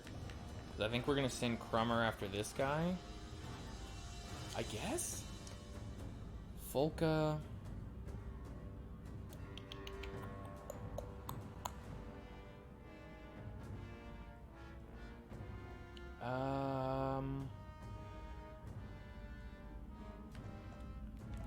We'll stay here.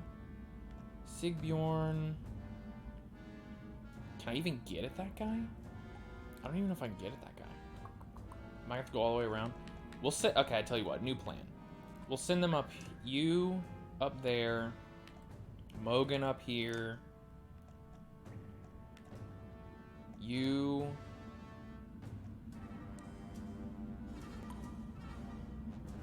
There, and then you down here, I think. Kind of split them into groups of 2. I don't have anybody with ranged attacks anymore. I'm not allowed?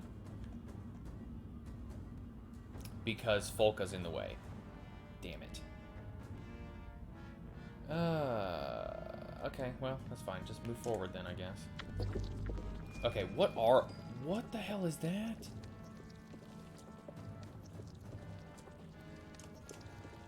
Soulbound? What does that do? Drains willpower. Oh, interesting. I don't like that at all.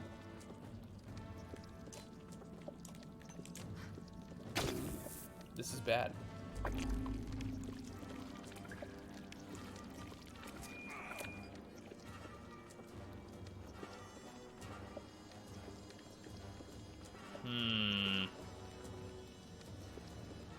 For how long, though? Is it 1 round?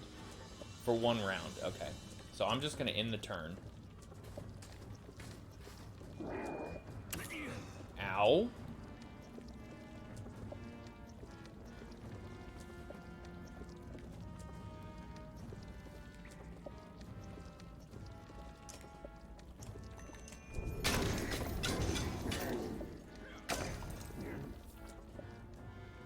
Okay, so now that's done. Ouch.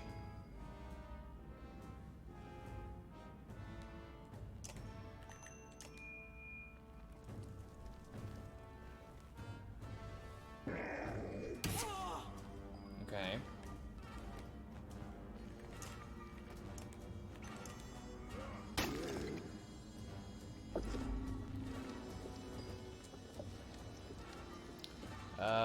He's not in super great shape, admittedly. But we can do that. Does he drain? No.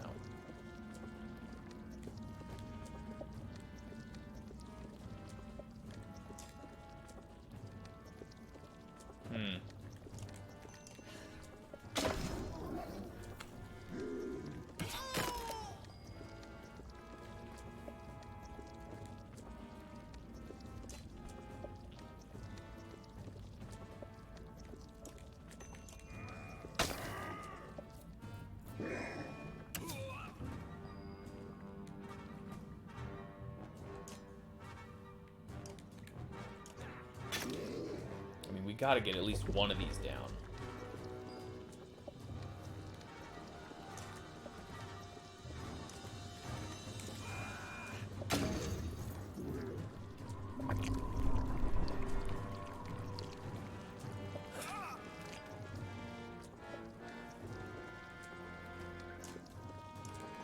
There we go. 1.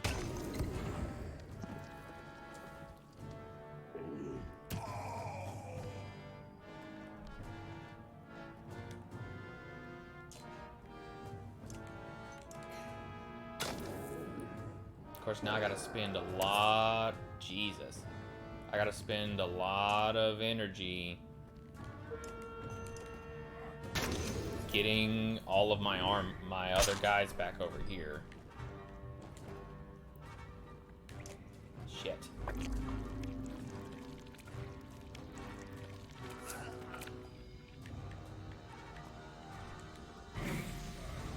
Oh, come on.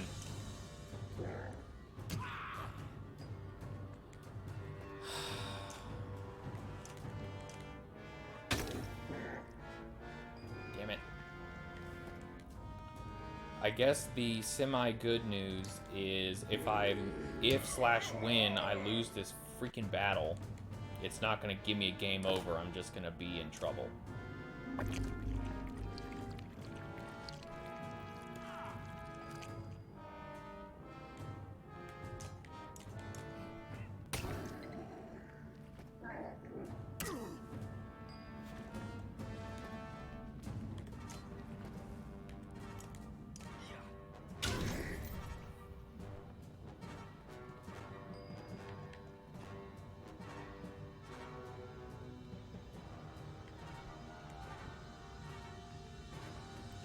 Okay. Ouch.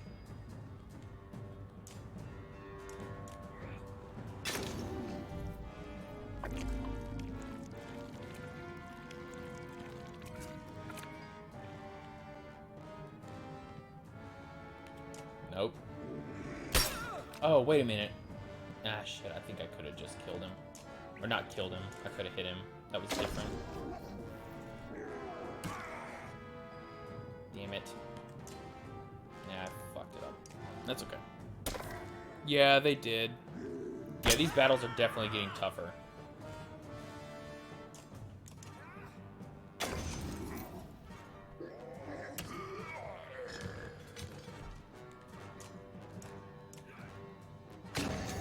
One v one me, scrub.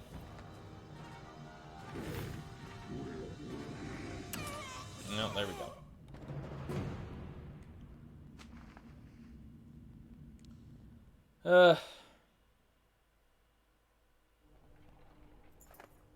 A deep hum fills the air and the creatures shake violently, killing clansmen around them before lumbering away into the dark. Zephyr is scanning the surroundings, fear and curiosity apparent on her face. Look, she points to the edge of a torch's light. To the side of the path is a wounded dredge stone singer. You draw your axes, but Zephyr begins to hum. The stone singer responds. Oh my god, is this another battle? Please don't be a fucking battle. Okay, here we go. Those creatures were like nothing I've ever seen before. They looked like some kind of dredge to me. So does this one. This one is a mender of sorts. You can't see him. There he is. Little sash boy. You know one of these slags? I know quite a few. Folka gasps and you find yourself growling, but Zephyr ignores the response. She makes a dull noise, almost a hum. The stone singer responds in kind. He says greetings and that he dreamed of you? All of the clansmen and fighters back away and whisper. She's talking to it. She's Fane talking to it. Ask it what those things were. The Volca again makes an unfamiliar sound, like a skald trying to find the right tune, and the stone singer responds. He says they are a nightmare, then something about mercy, and he thanks you. Their language is difficult for me, but I can learn more from him once he is healed. Whoa, whoa, whoa, whoa, whoa, whoa, whoa. And where do you plan to heal him? In a cart on our way to Manahar. Folka turns and stares at you. I mean, it's gonna happen anyways, I think. But let's do it. This is a mistake. This isn't like you. We kill those things, not invite them into camp. The shield maiden walks off instead of saying anything else. Zephyr looks at you. She'll get over it. Zephyr thanks you again as the stone singer is lifted into a cart. He hums something you cannot understand. Well, here we go. I probably just killed all of us, but the dredge also just killed all of us in the last battle, so there you go. The Volca stops to weave patterns with her spear. I do see the edge of the mountain, though, so that's good. Moments later, she looks even more confused. I cannot determine which path we take now. Volca gets in her face. I'm usually the nice one, Volca, but with those things down there, I'm past nice. You let us down here. Get us out. A low rumble comes from a cart. The stone singer is saying something. His stone song has shown him the way. We'll soon be in our world again. A strange phrase, but there's nothing to do but follow her lead again. Yeah, get me out.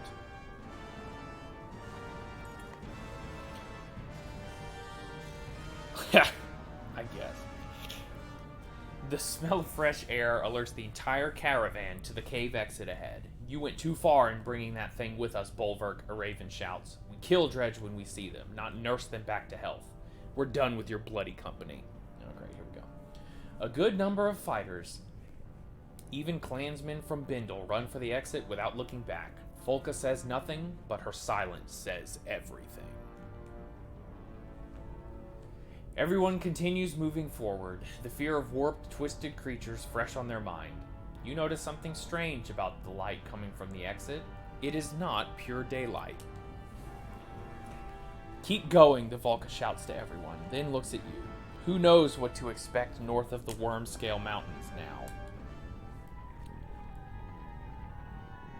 Okay. Here we go. The depths am I looking at, Valka? I don't know. Well, what? What is it? Oh, chapter... Oh, great. That was chapter 11. What a terrible chapter. Chapter 12. I don't even remember what it said. So now we're back to Alette and friends down in the south.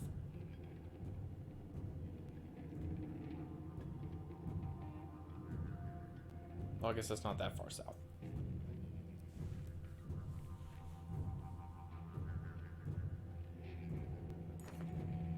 It looks like everyone's almost ready to move out, Ivor says, walking your way. We're about as patched up as we can expect to be out here. If you have any other business to handle before we leave, now's the time. He tosses aside a whittled stick. And I doubt we'll get out of here without talking to that old man again. What old man? I think his name's Joser. Seems he's the temporary leader since their governor was killed. Oh, I remember the old man. Okay. So, 25 days of supplies. That's pretty good. Let's go to the hero's tent. So the last thing that happened was we had some battles. Ivor, Hakon, Hogan, Alette, Oddleaf, Deirdre. I think that's going to be what I want here.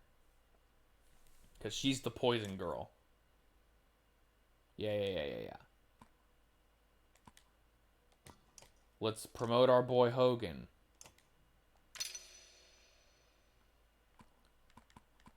Hogan, we're going to do this and this.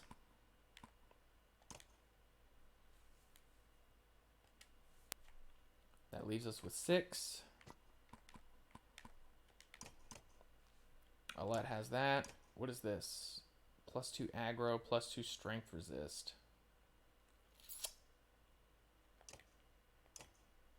You know what?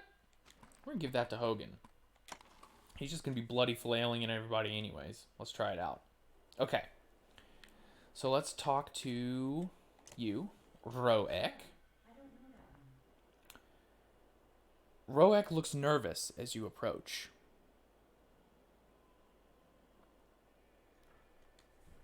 You choose your words carefully, remembering to talk slowly. Why did you attack other Horseborn? His eyes dart around and he repeats your words silently, slowly, before preparing his response. Other like me, wrong. Friend, no. You look at Oddleaf to see if she understands, but she only shakes her head a bit. Fight, friend, no. Other, wrong. You fought them because they're not your friends? Roek squints while studying Oddleaf's mouth moving. Friend, no. If you're going to join us, you have to follow orders. He doesn't seem to understand your words, but your tone makes him step back a pace. You are not in trouble, but we are a herd. Alette is our leader. Oddleaf points to you and speaks slowly. We follow orders from leader.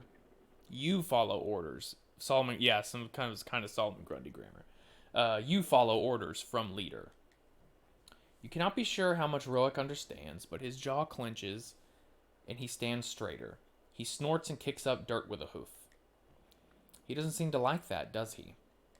No, but he'll learn to appreciate it. And then the last question is, I want to know about you and Deirdre. Deirdre? He whips his tail and stands taller, prouder. Deirdre, mate. Me hers, hers mine. When food much again, strong young for Deirdre and me. Got it? Oddleaf looks at you with arched eyebrows. A confident man wanting to provide for a family. There's something attractive about that. Whoa, hang on now. You smile and shrug before looking back at Roek. Hold on there, Oddleaf. You choose your words carefully, remembering to talk slowly. Oh. I'm glad I had a chance to talk to you. Roek simply stares at you. Everyone feels awkward at the inability to communicate. So you smile at him. Thank you. Thank.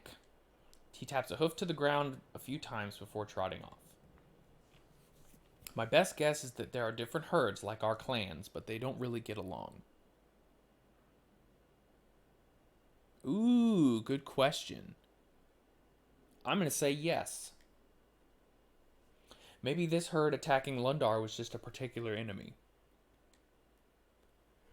Maybe. She smiles and leaves you to your confusion. Okay. So we gotta talk to the old man. Let's go to the market. 25 days. One round gets 2. I don't really think that's worth it. I could get a dragon stone though. Or an obsidian ring. +2 strength. +3 willpower. I don't care about any of that. Alright, let's talk to the old man. Talk to the old man. Nobody's injured, right? Yeah, nobody's injured. We don't need to rest. So we'll talk to the old man and we will depart. Yeah, I guess. So that's it? You're just going to leave us to fend for ourselves? Yup. You know we're heading to Arberrang. I've been very clear about that. But what if those dredge return, or those flea-ridden horseborn? I'm not sure about the horseborn, but you can count on more dredge. But why? Why are they after Lundar? They're running from something, same as us. But you're running from them. What are they running from? That's what we'd all like to know. Is how they... Yeah. I think the answer to that is they don't. That's my guess. Joser's eyes dart around for a moment. Does that mean you'll take us with you? You think about what he's asking. All of you? How many are there? Well, let me think. There's around 200 of us clansmen since you saved the homes. We can bring a good bit of food with us since the market survived. I think that about sums it up. What do you say? Are you ready to sew your banner into ours? Wait a minute, girl. You may have charmed a few other towns into that banner, but this is Lundar. Fine, stay here. We're leaving. Well, hold on. Have you ever heard of haggling? Fine, we'll sew it to yours. Great, then that's settled. Joser, what can you tell us about the old wood? Is that where you're headed with this many? When he sees you nod, his lips purse and move from side to side. Well, strange things happen in that place. It's a place where people go missing or come back happier than ever. Is it dangerous? You charged into a town under attack by Horseborn and Dredge. I'm not sure what you consider dangerous. I guess that means we'll find out. You agree and call for everyone to move out. So, and there is no training tent. I wanted to convert some of the clansmen into fighters, I think. But that's okay. Let's leave. Oh man, it's been 2 hours already. All right. We'll get a little further in the progression, and then when I reach something that might be a natural stopping point, we might stop. We'll see where it takes us. Oddleaf walks beside you along the paths of Lundar, paths strewn with the wreckage of the recent fighting. You're doing it, Alette. Ooh. Whatever it was not pretty. I can tell you that. Doing what? Becoming our leader. I'm not the only one who sees it. Trust me. Oh yeah, where's that stupid governor guy? I'm not sure what to say to that. Don't say anything.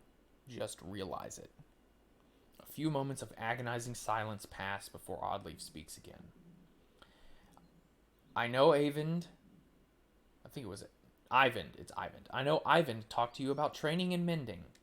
He wanted me to talk you into it, but I think you made the right decision. You do? She nods. You're from a line of Skogr hunters.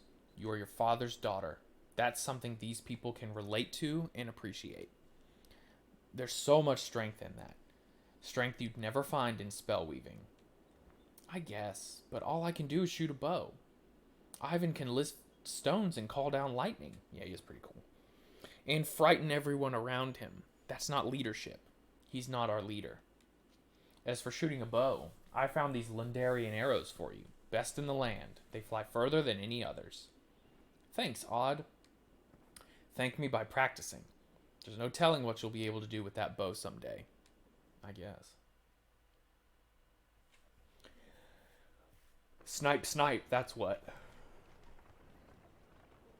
And we're off.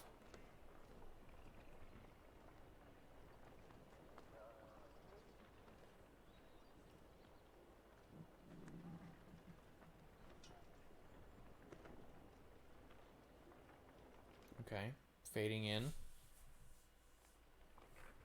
to the overworld.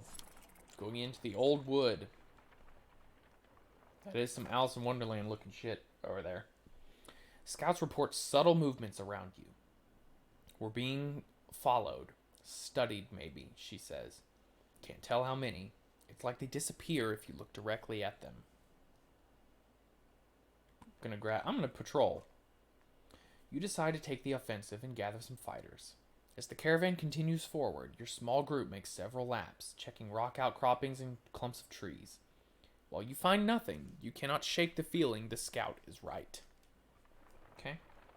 Well, let's keep going then. Into the forest of hallucinations.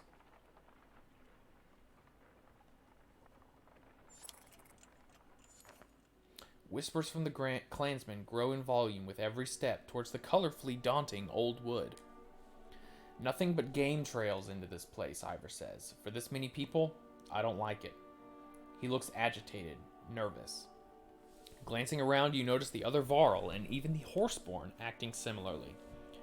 Tight places like this don't sit well with us, he says, watching you. No room to stand or swing. Just another place I don't belong. Ivor's growing concern with feeling useless. What do you mean, useless? The guy's a freaking tank. It's somewhat puzzling, but you keep it to yourself.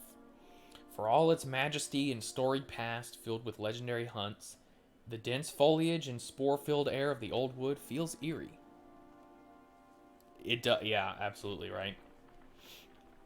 I'm catching up. There's a lot of shades of blue in this forest, blue and red. So, game trail, one of the few gathered hunters says, looking at a beaten path of grass. No telling what we might find down it, but it'll fill some stomachs. Alright, we let them hunt. Do we let the hunters hunt? Like Eileen? Make a wager for who brings back the biggest kill, or keep moving. I think this will help with morale. We're going to do that. Everyone in the group starts smiling and tossing coins in a purse before heading down the trail. When it branches, 2 hunters sprint left, and 3 think the center trail looks promising. You consider what to do. I'm going to search the ground for any clues. Let's do this. The other hunters took paths with cloven hoof tracks. There's a chance you could kill the largest hog among them. To the right are rabbit tracks and possibly something much bigger. But it's hard to tell. I'm going to take off to the right on my own and risk everything. You choose to hunt alone and move down the path quietly. Sure enough, a couple hares bolt for cover before you can sight them, but it's not you they're afraid of. The scent hits you as a bear crashes through the brush nearby. You instinctively aim and fire, scoring a shot no one will ever believe. You shot 530 pounds of meat. What is this, Oregon Trail? However, you're only able to carry 100 pounds back to the caravan. One hunter was wounded, but it will heal.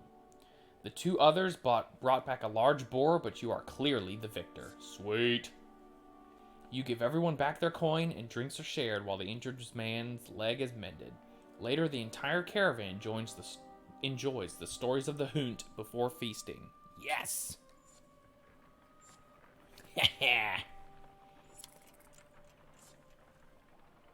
Alright, well, now let's see what kind of nightmare is going to be in the forest. So, Ettingbecker. That could be a stopping point. Don't get exactly. We got oh boy. We got a long way to go. Watch out for snake bites. Watch out for dysentery. The whole thing. You notice the colored specks in the air are especially thick in this area when the caravan ahead of you suddenly stops. They are watching a man who is staring at a flower and crying. Oh, so there's going to be some hallucinogenic stuff in here, I think. Oh, it's wild. We do say it every time, but it seems like every time there's some vista or scene that one-ups what we saw previously. Fantastic. And the studio that developed this game is an Austin, Texas-based studio. So there you go. Yay, Texas. We did it. Staring at a flower and crying. It's just so perfect, he says. I paint and carve runes, but this flower is what I've waited for my whole life. The spectators are now nodding with tears in their eyes. You're not sure what to do. Why is it perfect? You wouldn't understand, he says. Colors have meaning, and the light is just... it's perfect. The others agree and seem offended by your question. Oh, great. Yeah, let's go. Keep moving. But my life is in this flower, the man says. The others are crying loudly now. Hakon walks by, takes in the scene, and shakes his head before walking off. Fine, but we're leaving, you say. Several people stay behind with the man, but others pull themselves away and rejoin the caravan. You're not sure what to make of the whole situation. It reminds me of a little bit of in Lord of the Rings, the Dead Swamps with the lights that bamboozle you. But it's like a sudden rumble from underfoot is strong enough to make you grab the side of a cart for balance. After it ends, you notice a young girl crying when her brother puts an arm around her. That's just the way it is around here, he says. Nothing to cry about. Oddleif looks concerned. I'm not sure if that's the right attitude or not, she says. It keeps them from worrying all the time, but it keeps them from being cautious, too. What's the point in caution, Ivor says. Look around. Probably know this fun back. You drive in a straight line. Yes. Yeah, it's wild. It's, it would be a trek if you wanted to jump on I-10 in either El Paso or Orange, which is the east end, and drive to the other. It's something like 900 miles. I think almost 900 miles. And yeah, the Pacific is like from the West Coast to El Paso is like 700 miles or something like that. It's pretty wild. If it is that massive serpent causing these quakes, it could be an arrow's range away, and we'd never know it for all these trees. His words do little to quash the acrid dread in your gut. I don't like this woods, man. Everybody's getting paranoid. The faint smell of smoke goes unnoticed by many except you and a few others, including the horseborn. It's coming from the south, Ivor says. Eddingbecker, if the map is right. It'll take us some time to get there. Roek and Deirdre are unleashing strings of angry sounds and pointing to hoofprints leading south through the woods. Oh boy. Clansmen watch them with concern. You consider what to do. Well, Alette she's a helper person. Let's see if we can help. While she doesn't understand your words, your movement towards the village prompts Deirdre to move forward quickly. Only Roek is able to slow her and keep her near the caravan. Your arrival through the smoke is unexpected by the hoofed pillagers. Some unite to hold you off, while others, smeared in blue war paint, flee into the surrounding woods. Let's do it. Battle time. Oh, they all three need to be in there. Okay. Well, if you don't mind, I'd like Ivor in there. I would like Hakon in there. Nope. And you're a 10-9, you're a 9-9. I would like Alette at the back. Let's go.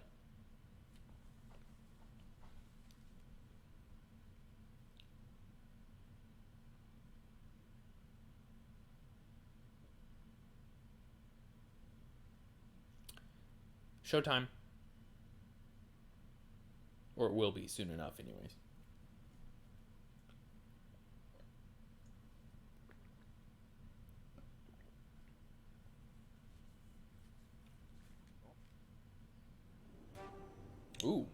Okay. So.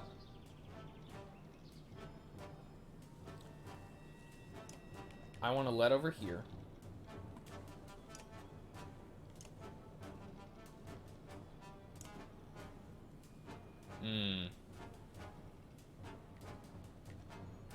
And then I want you over here to try and alternate a little bit between left and right sides, I think. Alright, let's go.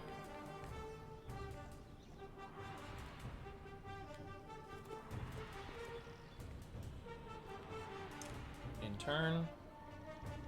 This is a new kind of horse.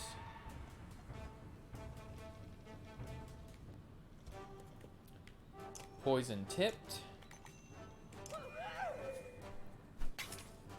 Alright, that horse is dead. So that's good. You have trample, right? Yes. Okay, perfect.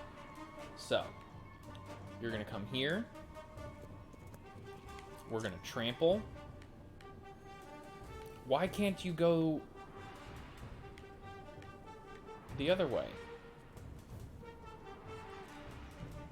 What the hell?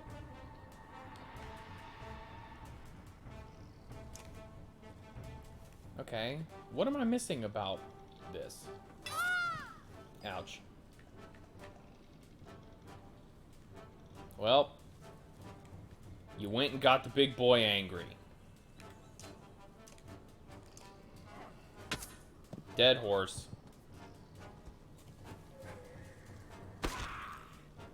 Okay, mule kick, that's fair.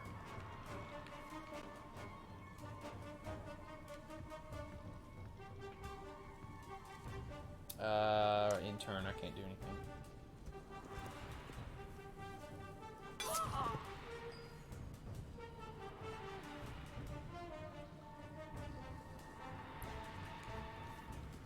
We'll go ahead and... No, I don't want to set her on Overwatch. I just want to bust down some armor.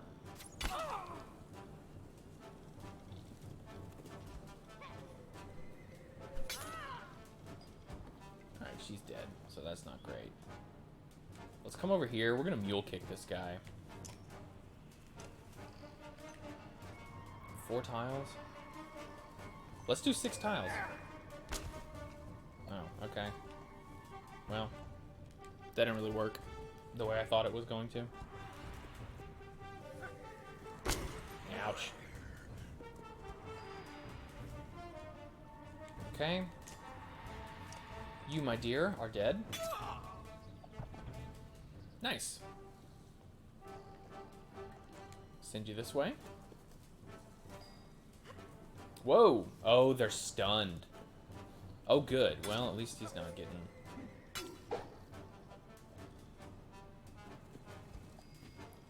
Stun, skipping turn. That's a bummer. That's okay, though. Alette. Well, she's dead either way, so if we move... If we just move her here...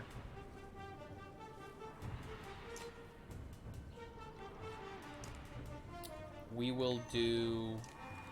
We'll save some willpower. We'll take down some of her armor.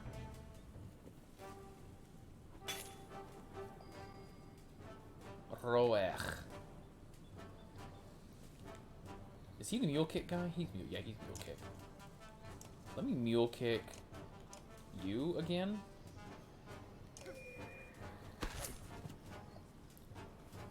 And we'll just move over here.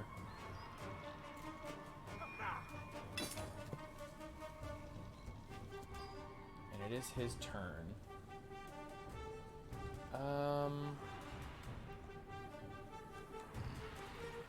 So now if I do trample,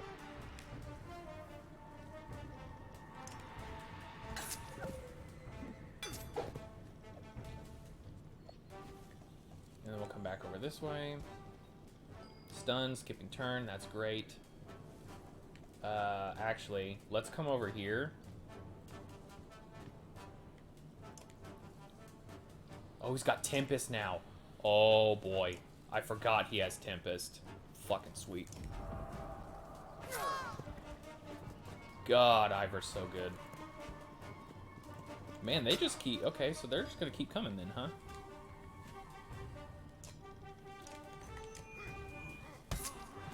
Well, I can keep hacking at him, I guess. I feel like I need to get the big guy.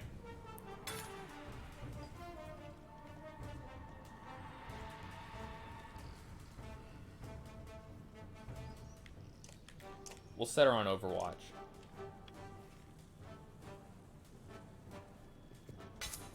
Got him.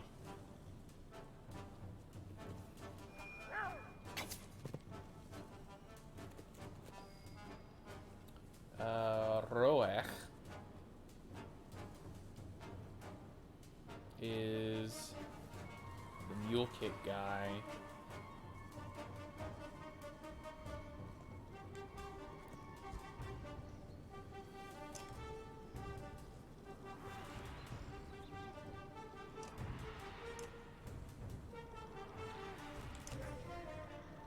Yeah, we'll just keep him stunned.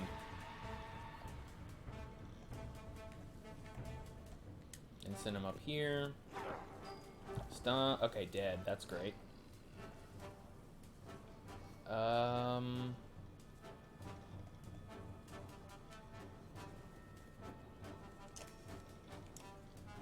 Trample. That works. Send him around this way. Nice. Yeah, go ahead, buddy.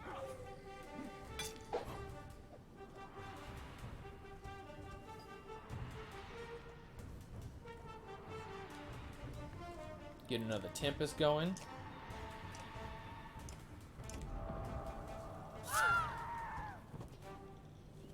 Oh, cool. There we go. See, I knew we needed to get the big guy. I have never played Overwatch, no.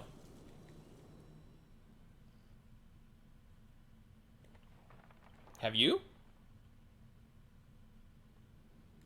Okay, so we're here in the town. This is going to be where we'll stop for today, by the way. With the marauding Horseborn defeated, the Varl and clansmen quickly doused the fires around the village. We can never repay you, the village leader states, but we will spread word of what you did here today across the woods and hills. Thank you. The governor looks at you from a distance and nods once. Okay. Alright, so we're going to take care of some people. Let's look at our heroes. So the only one that got injured was Poison Horse Girl, I believe. Yes? Oh, and she's just injured for 1 day. Yeah. Okay, perfect. So, let's look down here. But all these guys... Ivor and Hakon. Alette can level up. So if I level her up, that just increases her stats and stuff. Same thing with these guys. Nope. I can turn Ivor into the biggest man that ever was. Let's do it.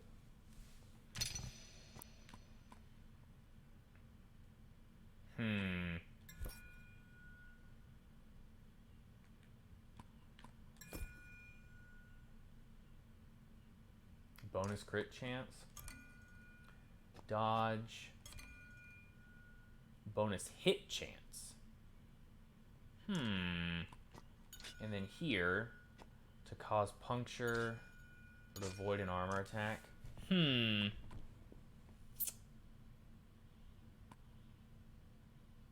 think we might give him a passive skill. Because he's already pretty darn strong.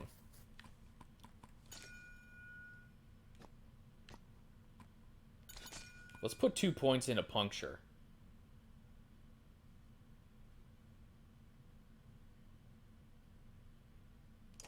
Which I believe is ignoring armor. God, I can even promote him again.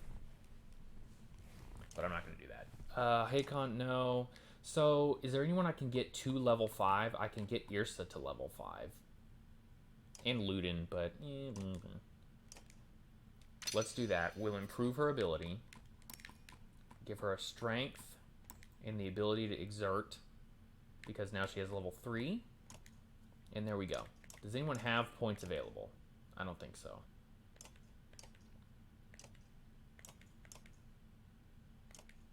Points. No. Okay, great. So let's go to the market. I've got 38 days worth of supplies. I have 8 renown, so I could buy the obsidian powder. Nah, I don't think that's worth it. We'll rest one day. And, yeah. I think... Actually, you know what? Screw it. We'll go a little longer. We'll go a little bit longer. It's Sunday. Let's leave. We'll see how bad of a decision this turns into. Ettingbecker. I feel like we need to get out of these woods, though. Peculiarities are no stranger in the old wood, but the discovery of a blue-tinged campfire, okay, in the distance, maybe it's Azula from Avatar, creates quite a stir among the clansmen. The Varl ignore it completely, but fighters and families alike want a closer look. Consider what to do. Irsa, have you ever seen anything like this? The archer's eyes are wide and they dart around to various branches in the trees. Maybe, she says. Why are you watching Die Hard? Well, that's a stupid question, because it's great, that's why. Best to move along. Yeah, we're gonna move. Call everyone back. No telling who or what's out there, you say. Let's stay together and keep moving, but by the looks on their faces, you've clearly dashed a few dreams, but the clansmen all return. Yeah, I think that was smart.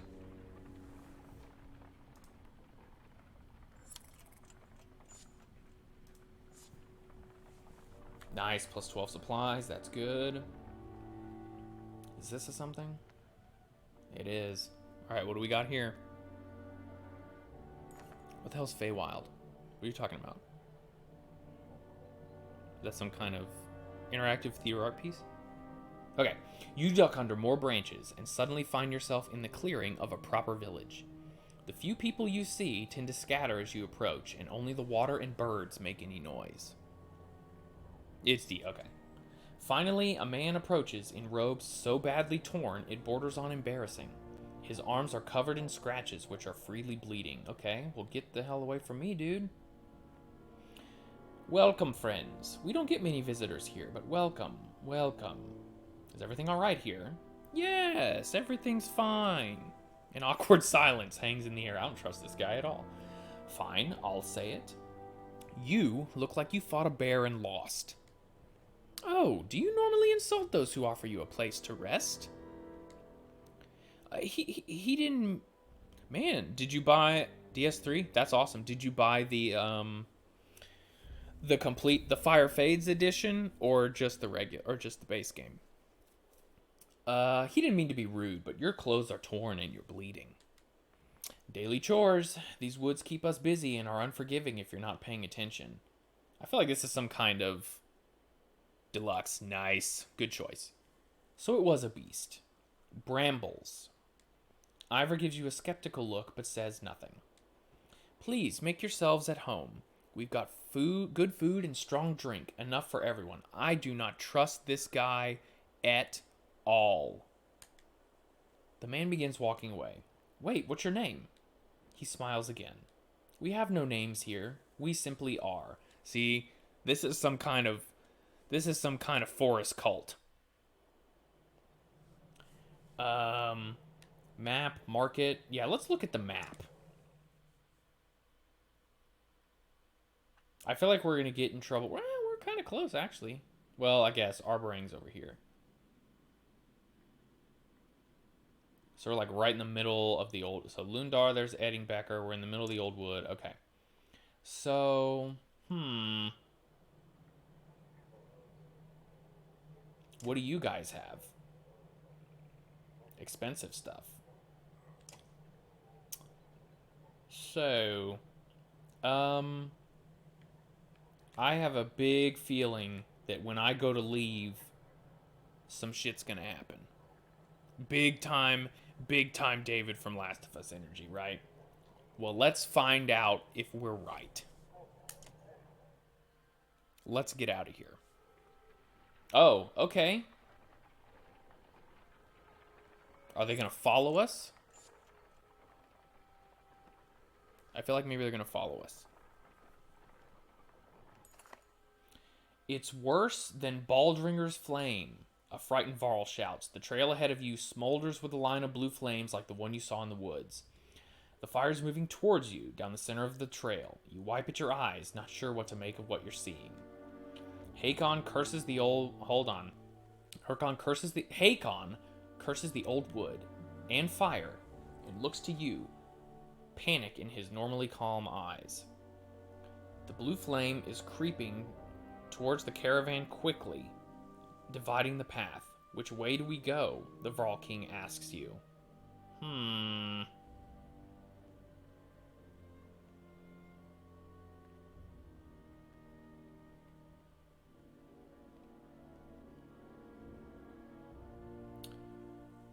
Left. I feel like this isn't real.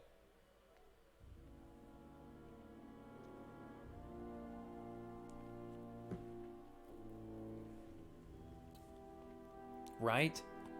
But is it real?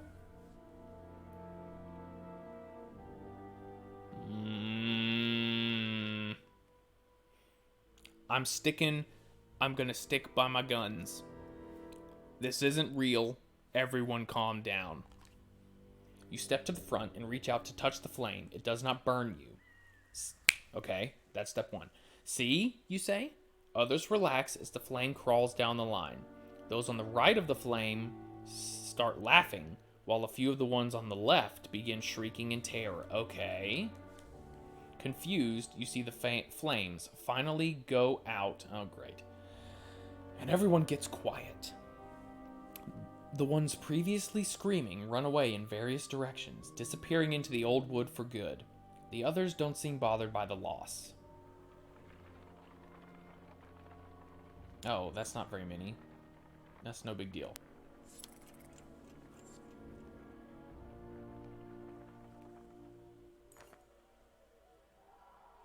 The previous strange village has everyone on edge. Frequent backward glances to see if the caravan is being followed results in a lack of attention to what is ahead. A brief rustle of leaves and the sounds of saplings cracking are the only warnings before bears and their cragsmen masters attack. God dang it. Well, I guess it's time to go.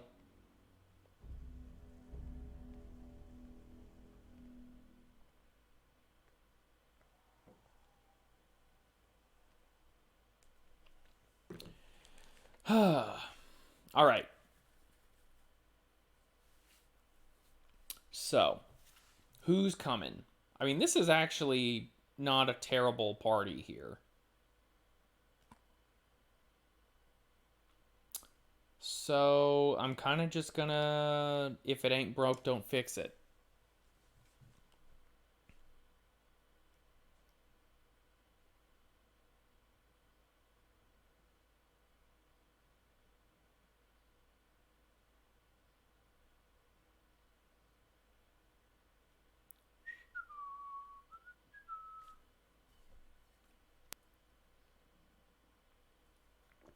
Okay, whenever you're ready.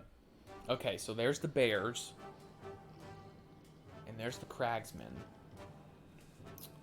So what we need to watch out for with the bears is that you have to break their armor before you can do any strength damage to them.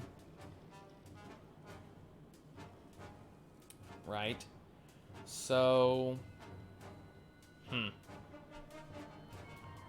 I maybe should have brought Hogan. Alright, Roic is first. Yeah, I guess we'll put him here. We'll put her up there. We'll move him to the side so we can stick Ivor in the front. We're gonna move Hakon over a little bit. Actually, you know what we're gonna do? We're gonna move him over to here. Hakon right there. And then Alette right here. And we're gonna do that.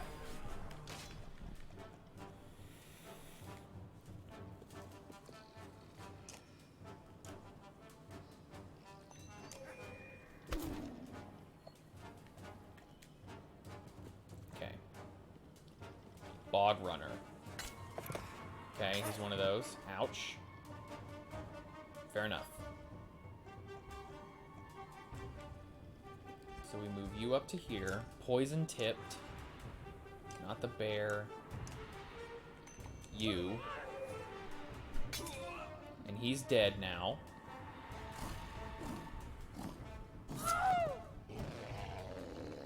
Okay.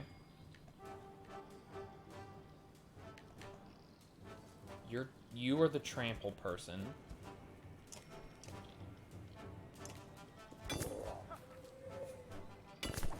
Okay, that's fine. Just break the armor. Come back this way.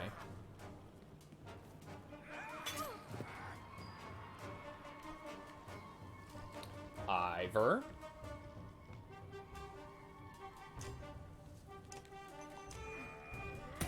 Done. Okay, well, Roek is dead. That's fine.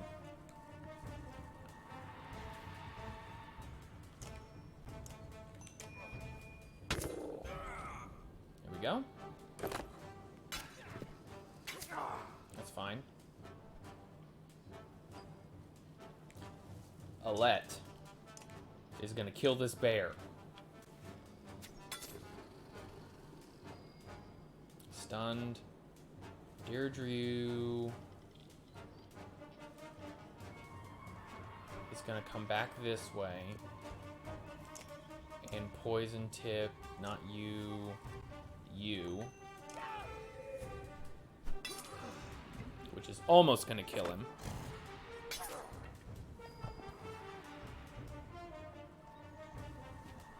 Ivor is gonna come here and do good old Tempest.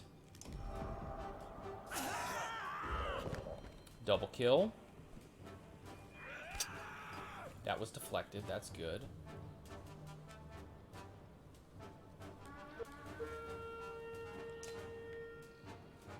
Not the bear. We're gonna make him worthless. That's fine. You're dead on your next turn. So we're gonna come here. Not you, the bear. 5 armor damage to the bear. I don't think it does. I'm pretty sure it doesn't.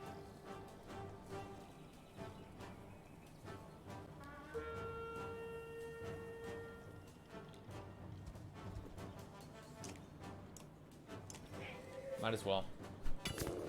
See, they just absorb the damage until it's done.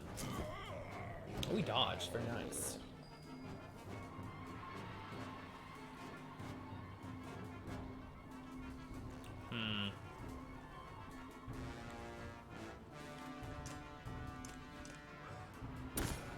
There we go. Oh, that's bad.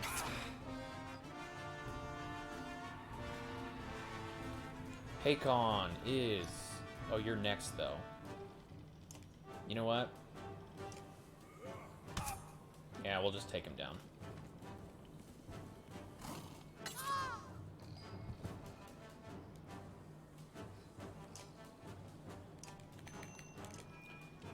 Alette's gonna kill this bear.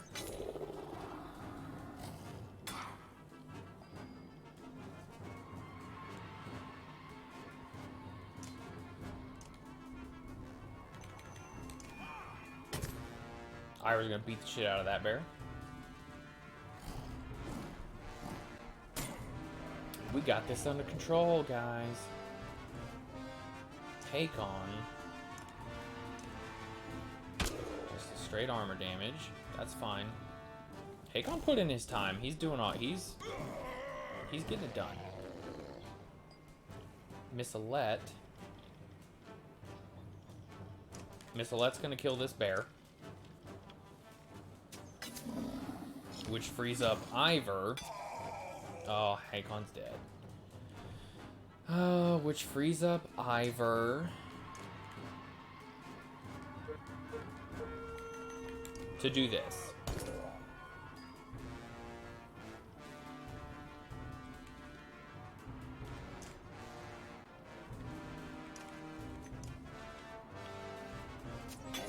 There we go. Yeah, go ahead, bud. And Ivor's gonna finish the job. I know, she got like 3 of those bears. And I already hunted the bear, so it's part of character. Roek is injured.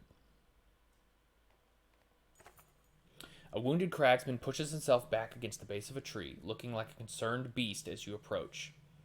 We was just trying to feed ourselves, he said. Bogs are all cracked and drained. Man can't find a new place to live without... He lunges for you with a crude blade, but oddly pierces him with an arrow, and Ivor finishes him with a quick swing of his axe. You thank them, and everyone moves on. Don't mess with me. Geirröðr's Godstone is in the shadows ahead. His guidance would be a welcome gift. Okay.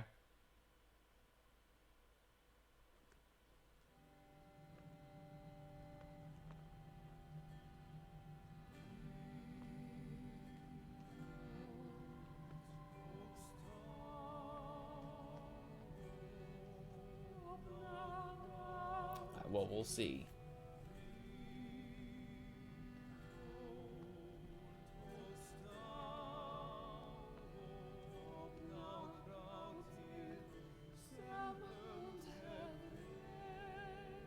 Yes, that is correct. It's the number of days that this caravan has been marching. Yeah. Let's have a look. The Godstone of Geirröðr. Oh, I'm sorry. The site of Geirröðr's Godstone in the center of the old wood surprises almost everyone. Bye, Chief. Thanks for stopping by, bud. The Eastway Road surely minimizes this Godstone's visitors, allowing lichens and ivies to encase it. Still, the surrounding area appears accommodating, except for the rather new and impassable rift in the ground just beyond the stone. And already your clansmen are sloughing off their packs. You consider what to do. Let's discuss the broken ground with Juno and Ivan. You find the 2 menders at the edge of the rift, peering into its depths. Their hushed tones indicate a private, if not heated, debate. Ivan turns to storm off and blushes when he sees you. He waves for you to follow as he passes. Best to leave her alone when she's like this, he says. There are things I wish you knew, things I wish I could tell you, honestly. Ivan looked pained, but his resolve returns and he walks away before saying another word. Consider what to do. Let's clear away some ivy and inspect the stone. Known as the god of wise counsel and direction, Geirröðr is accredited with all types of discoveries and good decisions. Well, then we should have run into him first, because that's what I need. As you pull away large strands of ivy, Aleo reads aloud the tale inscribed. A young man came here 8 times in 8 days, seeking counsel on the matter of a young woman who had pricked his heart.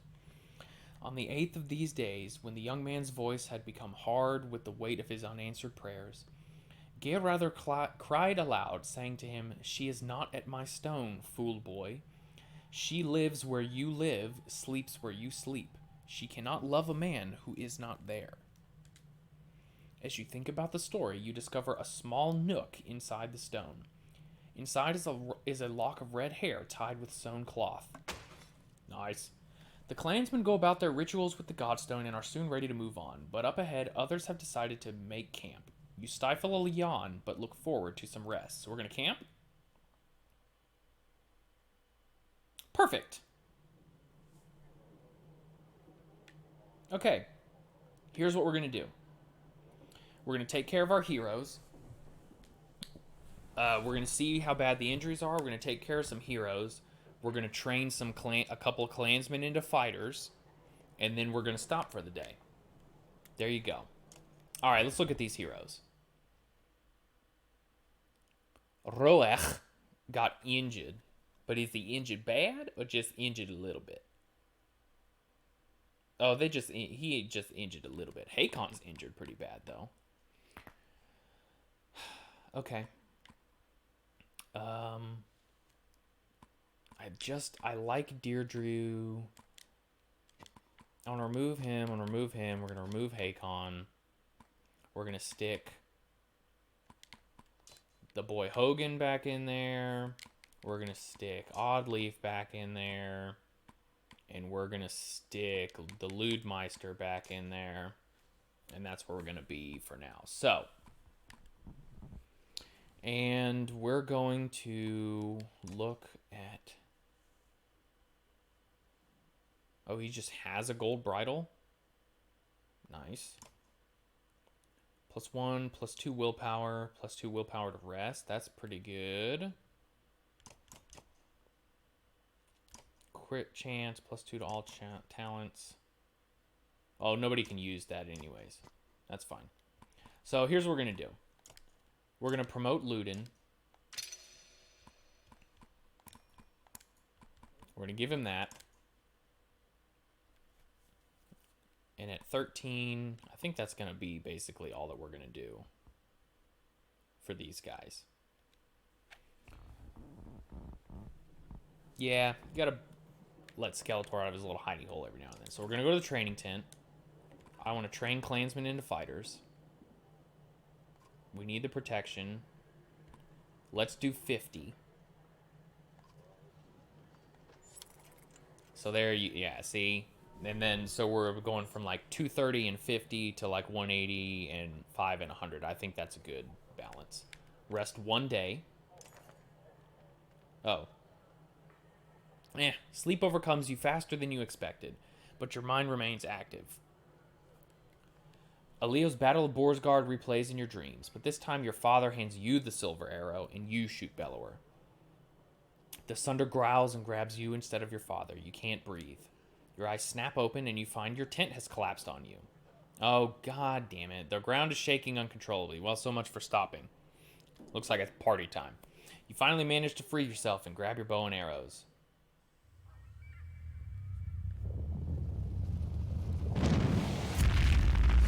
Oh, he's back. Aiming. Run. Oh, it's Avend. I thought it was Ivand. What the hell is this? Okay, well, I guess we're going to do this part then. I've been here before, but not like this.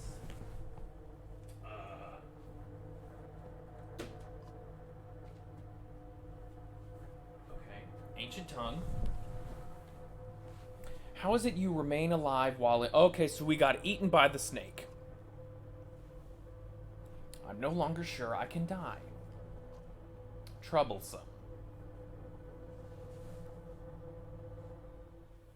Fantastic.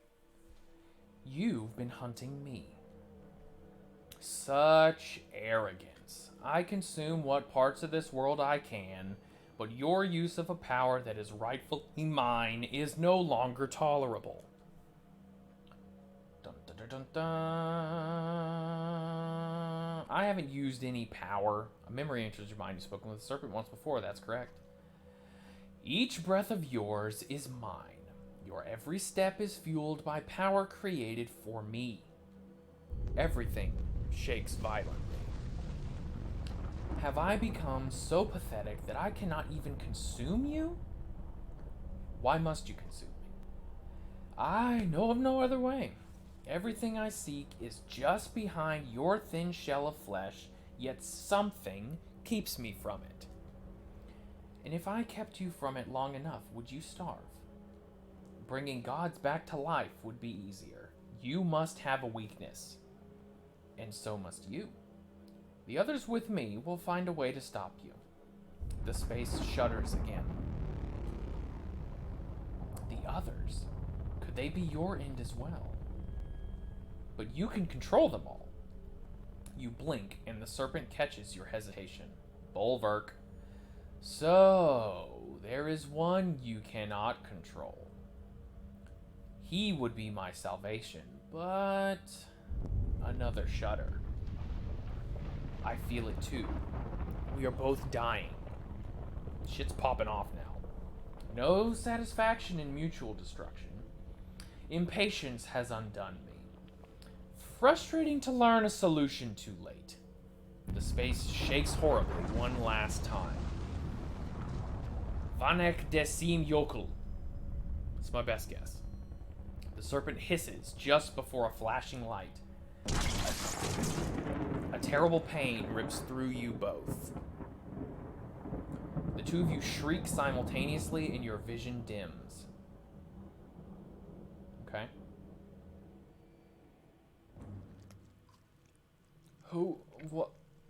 What happened? Hush, Juno, you're safe now. I'll always keep you safe, whatever, Avend.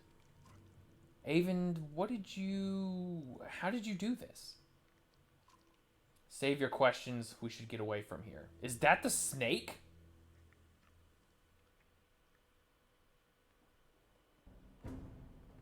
Oh wow, we lost like half of our people.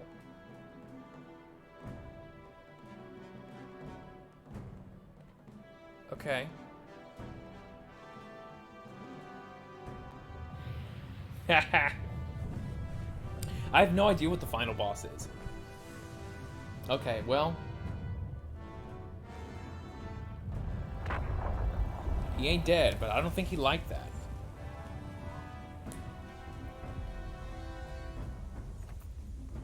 Several humans and a few Varl wander out of the old wood to rejoin. Almost all look dazed, moving by rote rather than purpose. Not much different than you and the scant few left of the caravan. Ivor pulls you aside. This is the weakest I've ever felt to let. We've lost so many. I feel the same way. I couldn't do a damn thing to help. You've never seen the Varl like this. We're all scattered like roaches. I don't know if all the ones missing are dead or just lost. I couldn't tell if we were chasing that serpent or trying to get away from it. And the way Avon threw lightning at it. I've never seen anything like that, and I've lived a long damn time. He must have wounded that thing 100 times before it stopped, and then blasted open its side to save her.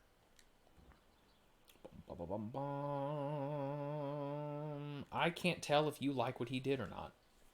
What's me liking it or not have to do with anything? He did what he did because he had to. You and me have been in the same situation before and would probably do something similar. You both look towards Juno and Avend. I don't know the first thing about spellweavers, but I get the feeling he's not an ordinary mender. And a Valka being swallowed by a serpent and cut out with lightning? It sounds like one of Aleo's tales. How did she live through that? I don't know how any of us. He looks around. I guess not many of us did live through it. Yeah, about half. The silence that follows becomes an unavoidable presence. Okay. So I could force a camp, but we're going to get to the village, and then we are actually going to stop, I swear. God of War 4. Oh, it does. Yeah, no, I 100% agree. I was super impressed. There were, it's not perfect. No game is perfect. But God of War 4 is absolutely fantastic. And I'm excited to see where they go with the next one. I have things I would like to see. And we'll see what happens. But yeah, I find Norse mythology super duper interesting because I don't know a lot about it. And it just sucks that, they didn't really write any of it down. For 5, it's really more small things. I don't want them to do, the single like the single camera shot again, because like the quote unquote fast traveling was impacted by the whole the fact that they didn't want to do any cuts, and so they had to fold loading screens into you just walking around. But the big thing that I would want for 5 is basically you would be able to play as both Kratos and Atreus, and then at the end of the game, or at the end of 5, I even had like, that would be cool. Or even just sections where you either manually or are forced to switch between the two. And even in my head, I had come up with like the name of the next game, like because they did God of War for the last one, and then the next one would be Gods of War because you play both. And then at the end of the 5th game is where the tapestry that you didn't tell Atreus about, where basically he has to kill Kratos, that happens at the end of 5. And then 6, I guess in the fight against Thor. We'll say Thor in 5. So Baldur in 4, Thor in 5, Odin in 6.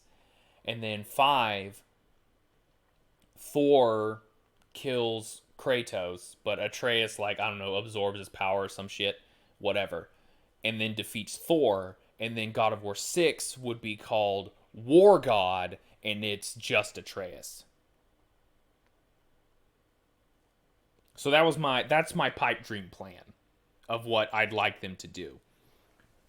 But I don't know the first damn thing about game design, so who freaking knows? That just seemed like a pretty cool concept to me. So, but, whatever. Okay. When Juno stands from the cart carrying her, the clansmen recall old prayers or pull their children behind them. She takes in their frightened stares with grace, but beckons to Avon to join her away from the caravan. The two Menders are given privacy, but out of fear more than respect. Ivor shakes his horned head. I'm not sure where all this is leading, but these clansmen, what's left of them, aren't doing so good. Bum ba ba bum ba bum bum. We won't get any answers until Juno's ready to talk. I think that's the truth. I doubt the entire caravan ever needs to know what happened back there, Ivor says, but I'm going to see what I can find out from those two. It's good to hear him curious about something. Just get me to Fiskvik. Please.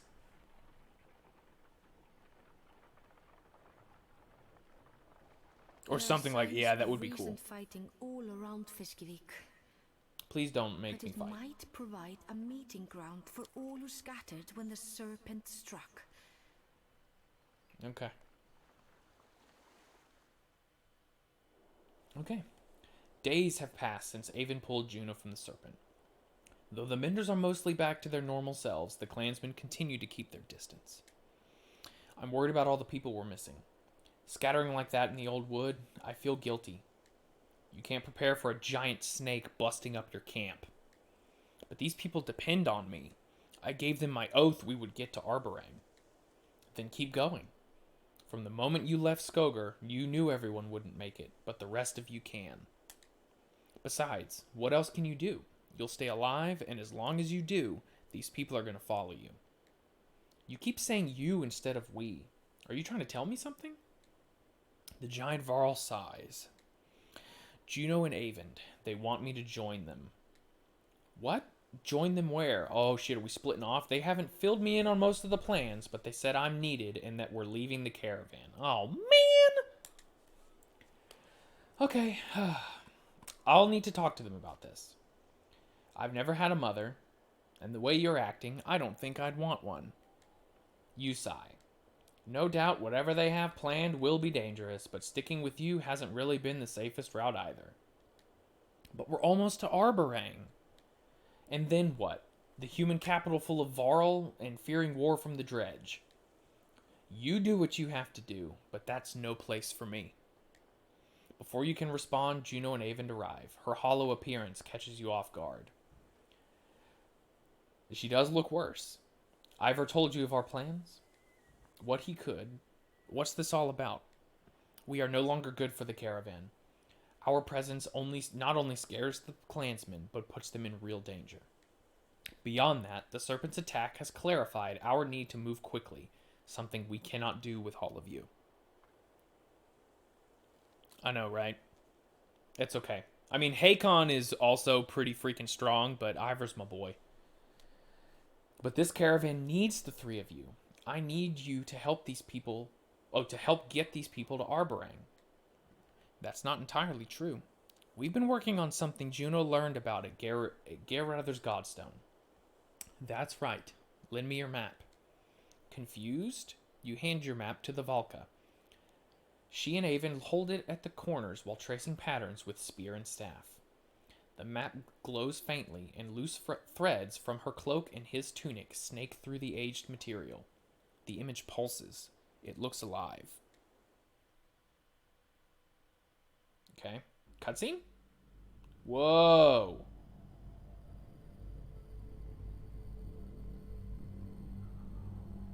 Whoa. Okay, so that's where it started. So here's the darkness that's coming. Wow. That's super cool. Fiskovic, blah, blah, blah. I don't care about the lore. Yeah, see, look, and you can even see, like, all the cracks and stuff. So this must be where the dredge are running from. And it's progressing this way. So that's pretty bad. That's radical. The gods may be dead, but a few of their secrets remain. I've spoken about a darkness enshrouding the land, and now you bear witness to it on your map. The sky will soon reflect the truth shown here. Even the chasms opening across the land are displayed, but your path to Arberrang is clear. Speed will be your ally now. With so few, you should be able to outpace whatever comes your way. Okay. I still don't understand why you need Ivor. A one-armed Varl brings good luck. You shake your head, but refuse to look at the Varl. Ivor's strength and resolve will be necessary for us in the days ahead. Yeah, probably. It's the same resolve you use daily, and you will have Hakon and the remaining Varl with you for strength. But Ivor's my friend. Ivor exhales loudly, like he is releasing a breath he has held in for ages. In all my years, you and your father are the only two I could call friends. Yeah. It's probably deceptively big because of the ground that we cross, since we're not actually open world or whatever. But it's still pretty freaking radical. I doubt that will change even if I live another century or two. And it sure won't change with distance, understand? No words come to mind, so you simply nod. You and the rest of the caravan are needed in Arberrang. What will assault you there will require every bit of your wits and strength to survive. And even then, you will perish if we do not succeed. How will I know if you succeed? You'll know because you'll still be alive. You must get to the capital. You must stay alive. No matter what occurs, hold out as long as you can. Hold on until the darkness breaks. Silence follows her words. You keep saying a darkness, but what is it? Juno stares at you. Your concern about the darkness starts to fade until Avon touches her shoulder. The darkness is a mistake. A part of this world never meant for you or us or anyone alive today. Yeah, she does book Gandalf. She's like, just do what I say. You don't need to know anything. Yeah, freaking Gandalf, what an ass. Then why is it here? Because Avon, that's enough. The Valka looks at you, and for a moment, her hard-eyed expression cracks. We're trying to do what we have to. So, you know what? Avon probably did resurrect her from when she was actually dead, and that's what started all this. I bet that's what it is. So you're probably 100% right. Brian, nice call. You notice her spear moving ever so slightly before your mind moves on to other things. What can I expect in Arberrang? I wish I could promise you nothing but safety, but Arberrang will be the refuge for so many. Clans will vie for power the way they always do, even in the face of destruction. Remember, you are a Sundr Slayer. Your reputation will help you a great deal. That doesn't really put me at ease. Just use what you've learned on this journey to keep the others alive. Okay. I should get the clan ready to head up the coast and west to Arberrang. You better let me back to Fiskevik, though, because I need to stop for today. I'm hungry. It's freaking lunchtime. If you were anyone else, I'd stick around to help. But there's no one alive better suited to take care of these folks. You look at the giant Varl who has been with you through so much. Till we see each other again, then? In some form or another, I imagine. Yeah, I agree. Yeah. I always like voice acting, too. And they even give, like, tidbits of it when you're approaching certain cities. And Lord knows they do a better job than me of just reading. I'm too chicken shit to actually commit to truly different, distinct voices for everyone. But it'd be a nice little touch. But all of these games, all three of them, so there's 3 Banner Saga games, all 3 of them were Kickstarter funded. So, make of that what you will. The two of you smile. I mean, I'm assuming that has something to do with it. I think a big cost of these games is paying voice actors, but we'll see. Before I go, I think it's time you became a let again. Your hood might still serve you in a fight, but otherwise pull it down. These people deserve to look their leader in the eye. Thank you, Ivor. You're probably right. Alette? I'll miss our talks, but we both have plenty to keep us busy. Take care. You as well, Eyvind. Ivor and Eyvind find a small fishing skiff. The once clear water of the Fiska Bay is turning green and foul as the Varl hauls the vessel toward the receding tide.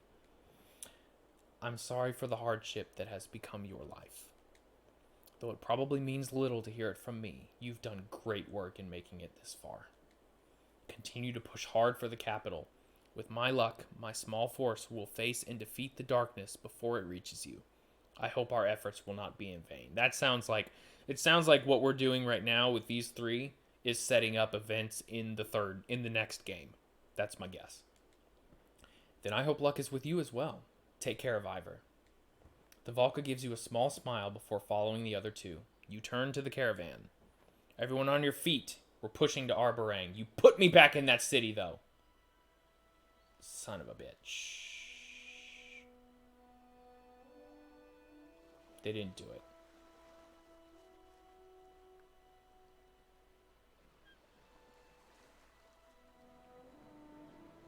Alright, well.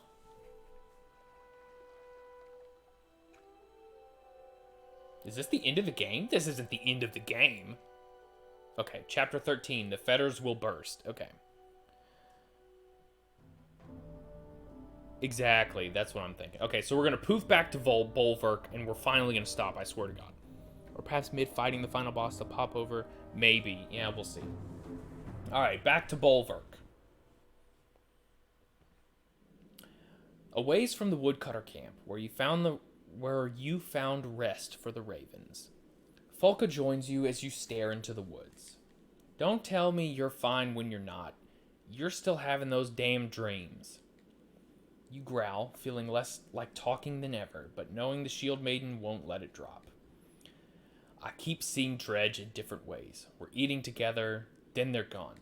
Once I was teaching them to fight, and they respected me. It's not me, but it feels like me. Folka watches you, listening closely. In the dreams, I feel old, ancient, strong. But then the Dredge disappear, and I feel... what? Sad, like an emptiness. Loneliness? Well, I happen to know all about loneliness among company. When you don't laugh, she just shrugs it off. It's just strange that you're feeling kinship toward Dredge. Have you tried talking to that stone singer we picked up? That would just get the famed Valka involved. Zephyr will get involved regardless. If the map's right, we'll hit Old Ford and be at the Valka Tower in Manahar soon. She'll have plenty to say there. And besides, who else knows anything about that darkness about to swallow us? Juno or whoever mentioned a darkness coming. She also said the Dredge would be running from that darkness too, but I don't see them. You hold up your hand, sensing something amiss. Damn it! We going into a battle? Folka and you both scan the trees. There. You point to an archer loosing her arrow and dodge it, roaring a battle cry. Well, straight back into battle. Who's daring to attack us? Yeah, the subtle wind and snow falling is. I mean, there are just so many small detail touches that I've seen in this series, like wind blowing or snow falling in the background or stuff like that. Oh, Jesus, it's just the two of us. Well, I guess. It's just the attention to detail is crazy. Oh, it's you!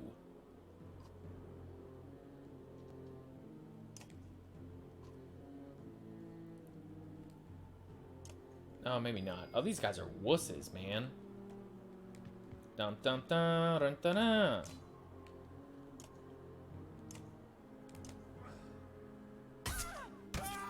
Double kill.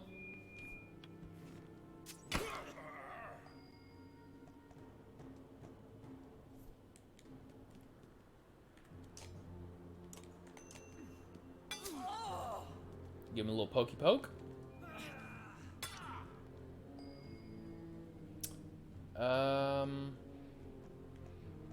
Oh, we're going for double kills, baby.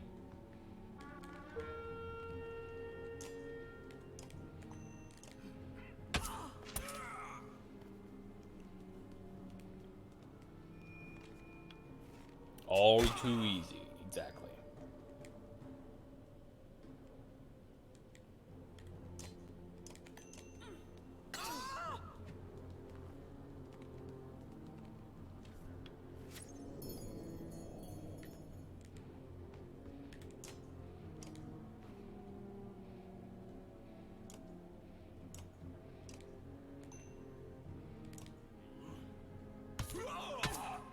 There we go.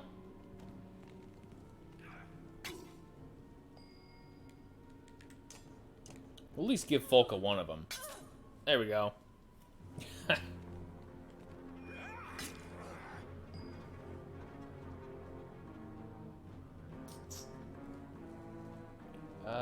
Shit, he's down to 5.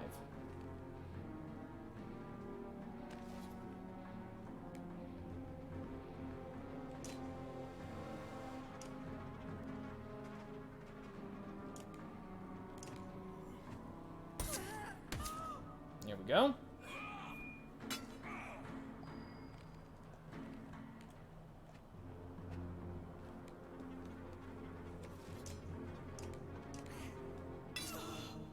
Give him a little pokey pokey.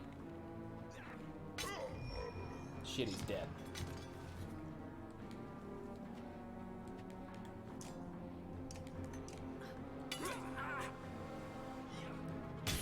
Oh, it's all under control, baby. Folka's alright.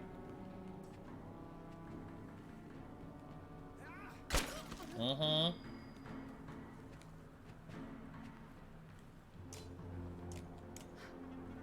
Poink. I know, it's really not. I'm I'm trying, you guys. I'm trying. I'll get there.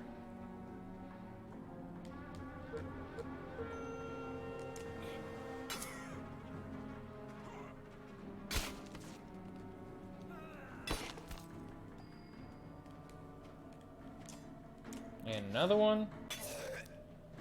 Folka's doing alright, though.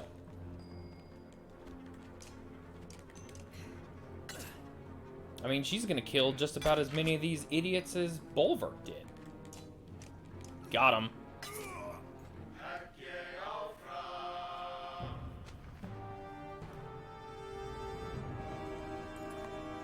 One of the attackers is trying to hold together a wound across his stomach. Ouch. He whimpers as you approach. Who sent you? You growl. We escaped. They left for Arberrang. Left us in Galar. Prisoners, no food. We were starving. You end his life quickly before returning to camp with Folka. You put me in the fucking camp. Please. Yes! Okay. Yeah, I know. Caravan morale. Blah, blah, blah. How injured is Bulwark? Is it bad? 3 days. Well, we'll rest for 3 freaking days then. I'm not going to touch anything because I trust nothing to not throw me immediately back into gameplay. And this is where we're going to stop for today.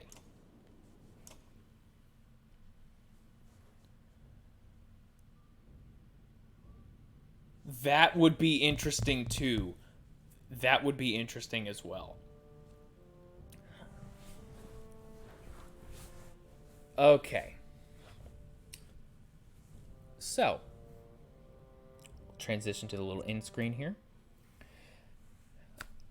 Thank you to everybody who joined for today's Saga Sunday stream for Banner Saga 2. This game is awesome. I like it more than the first game. The new units are good. There's different gimmicks in some of the battles. I'm having a good time with it.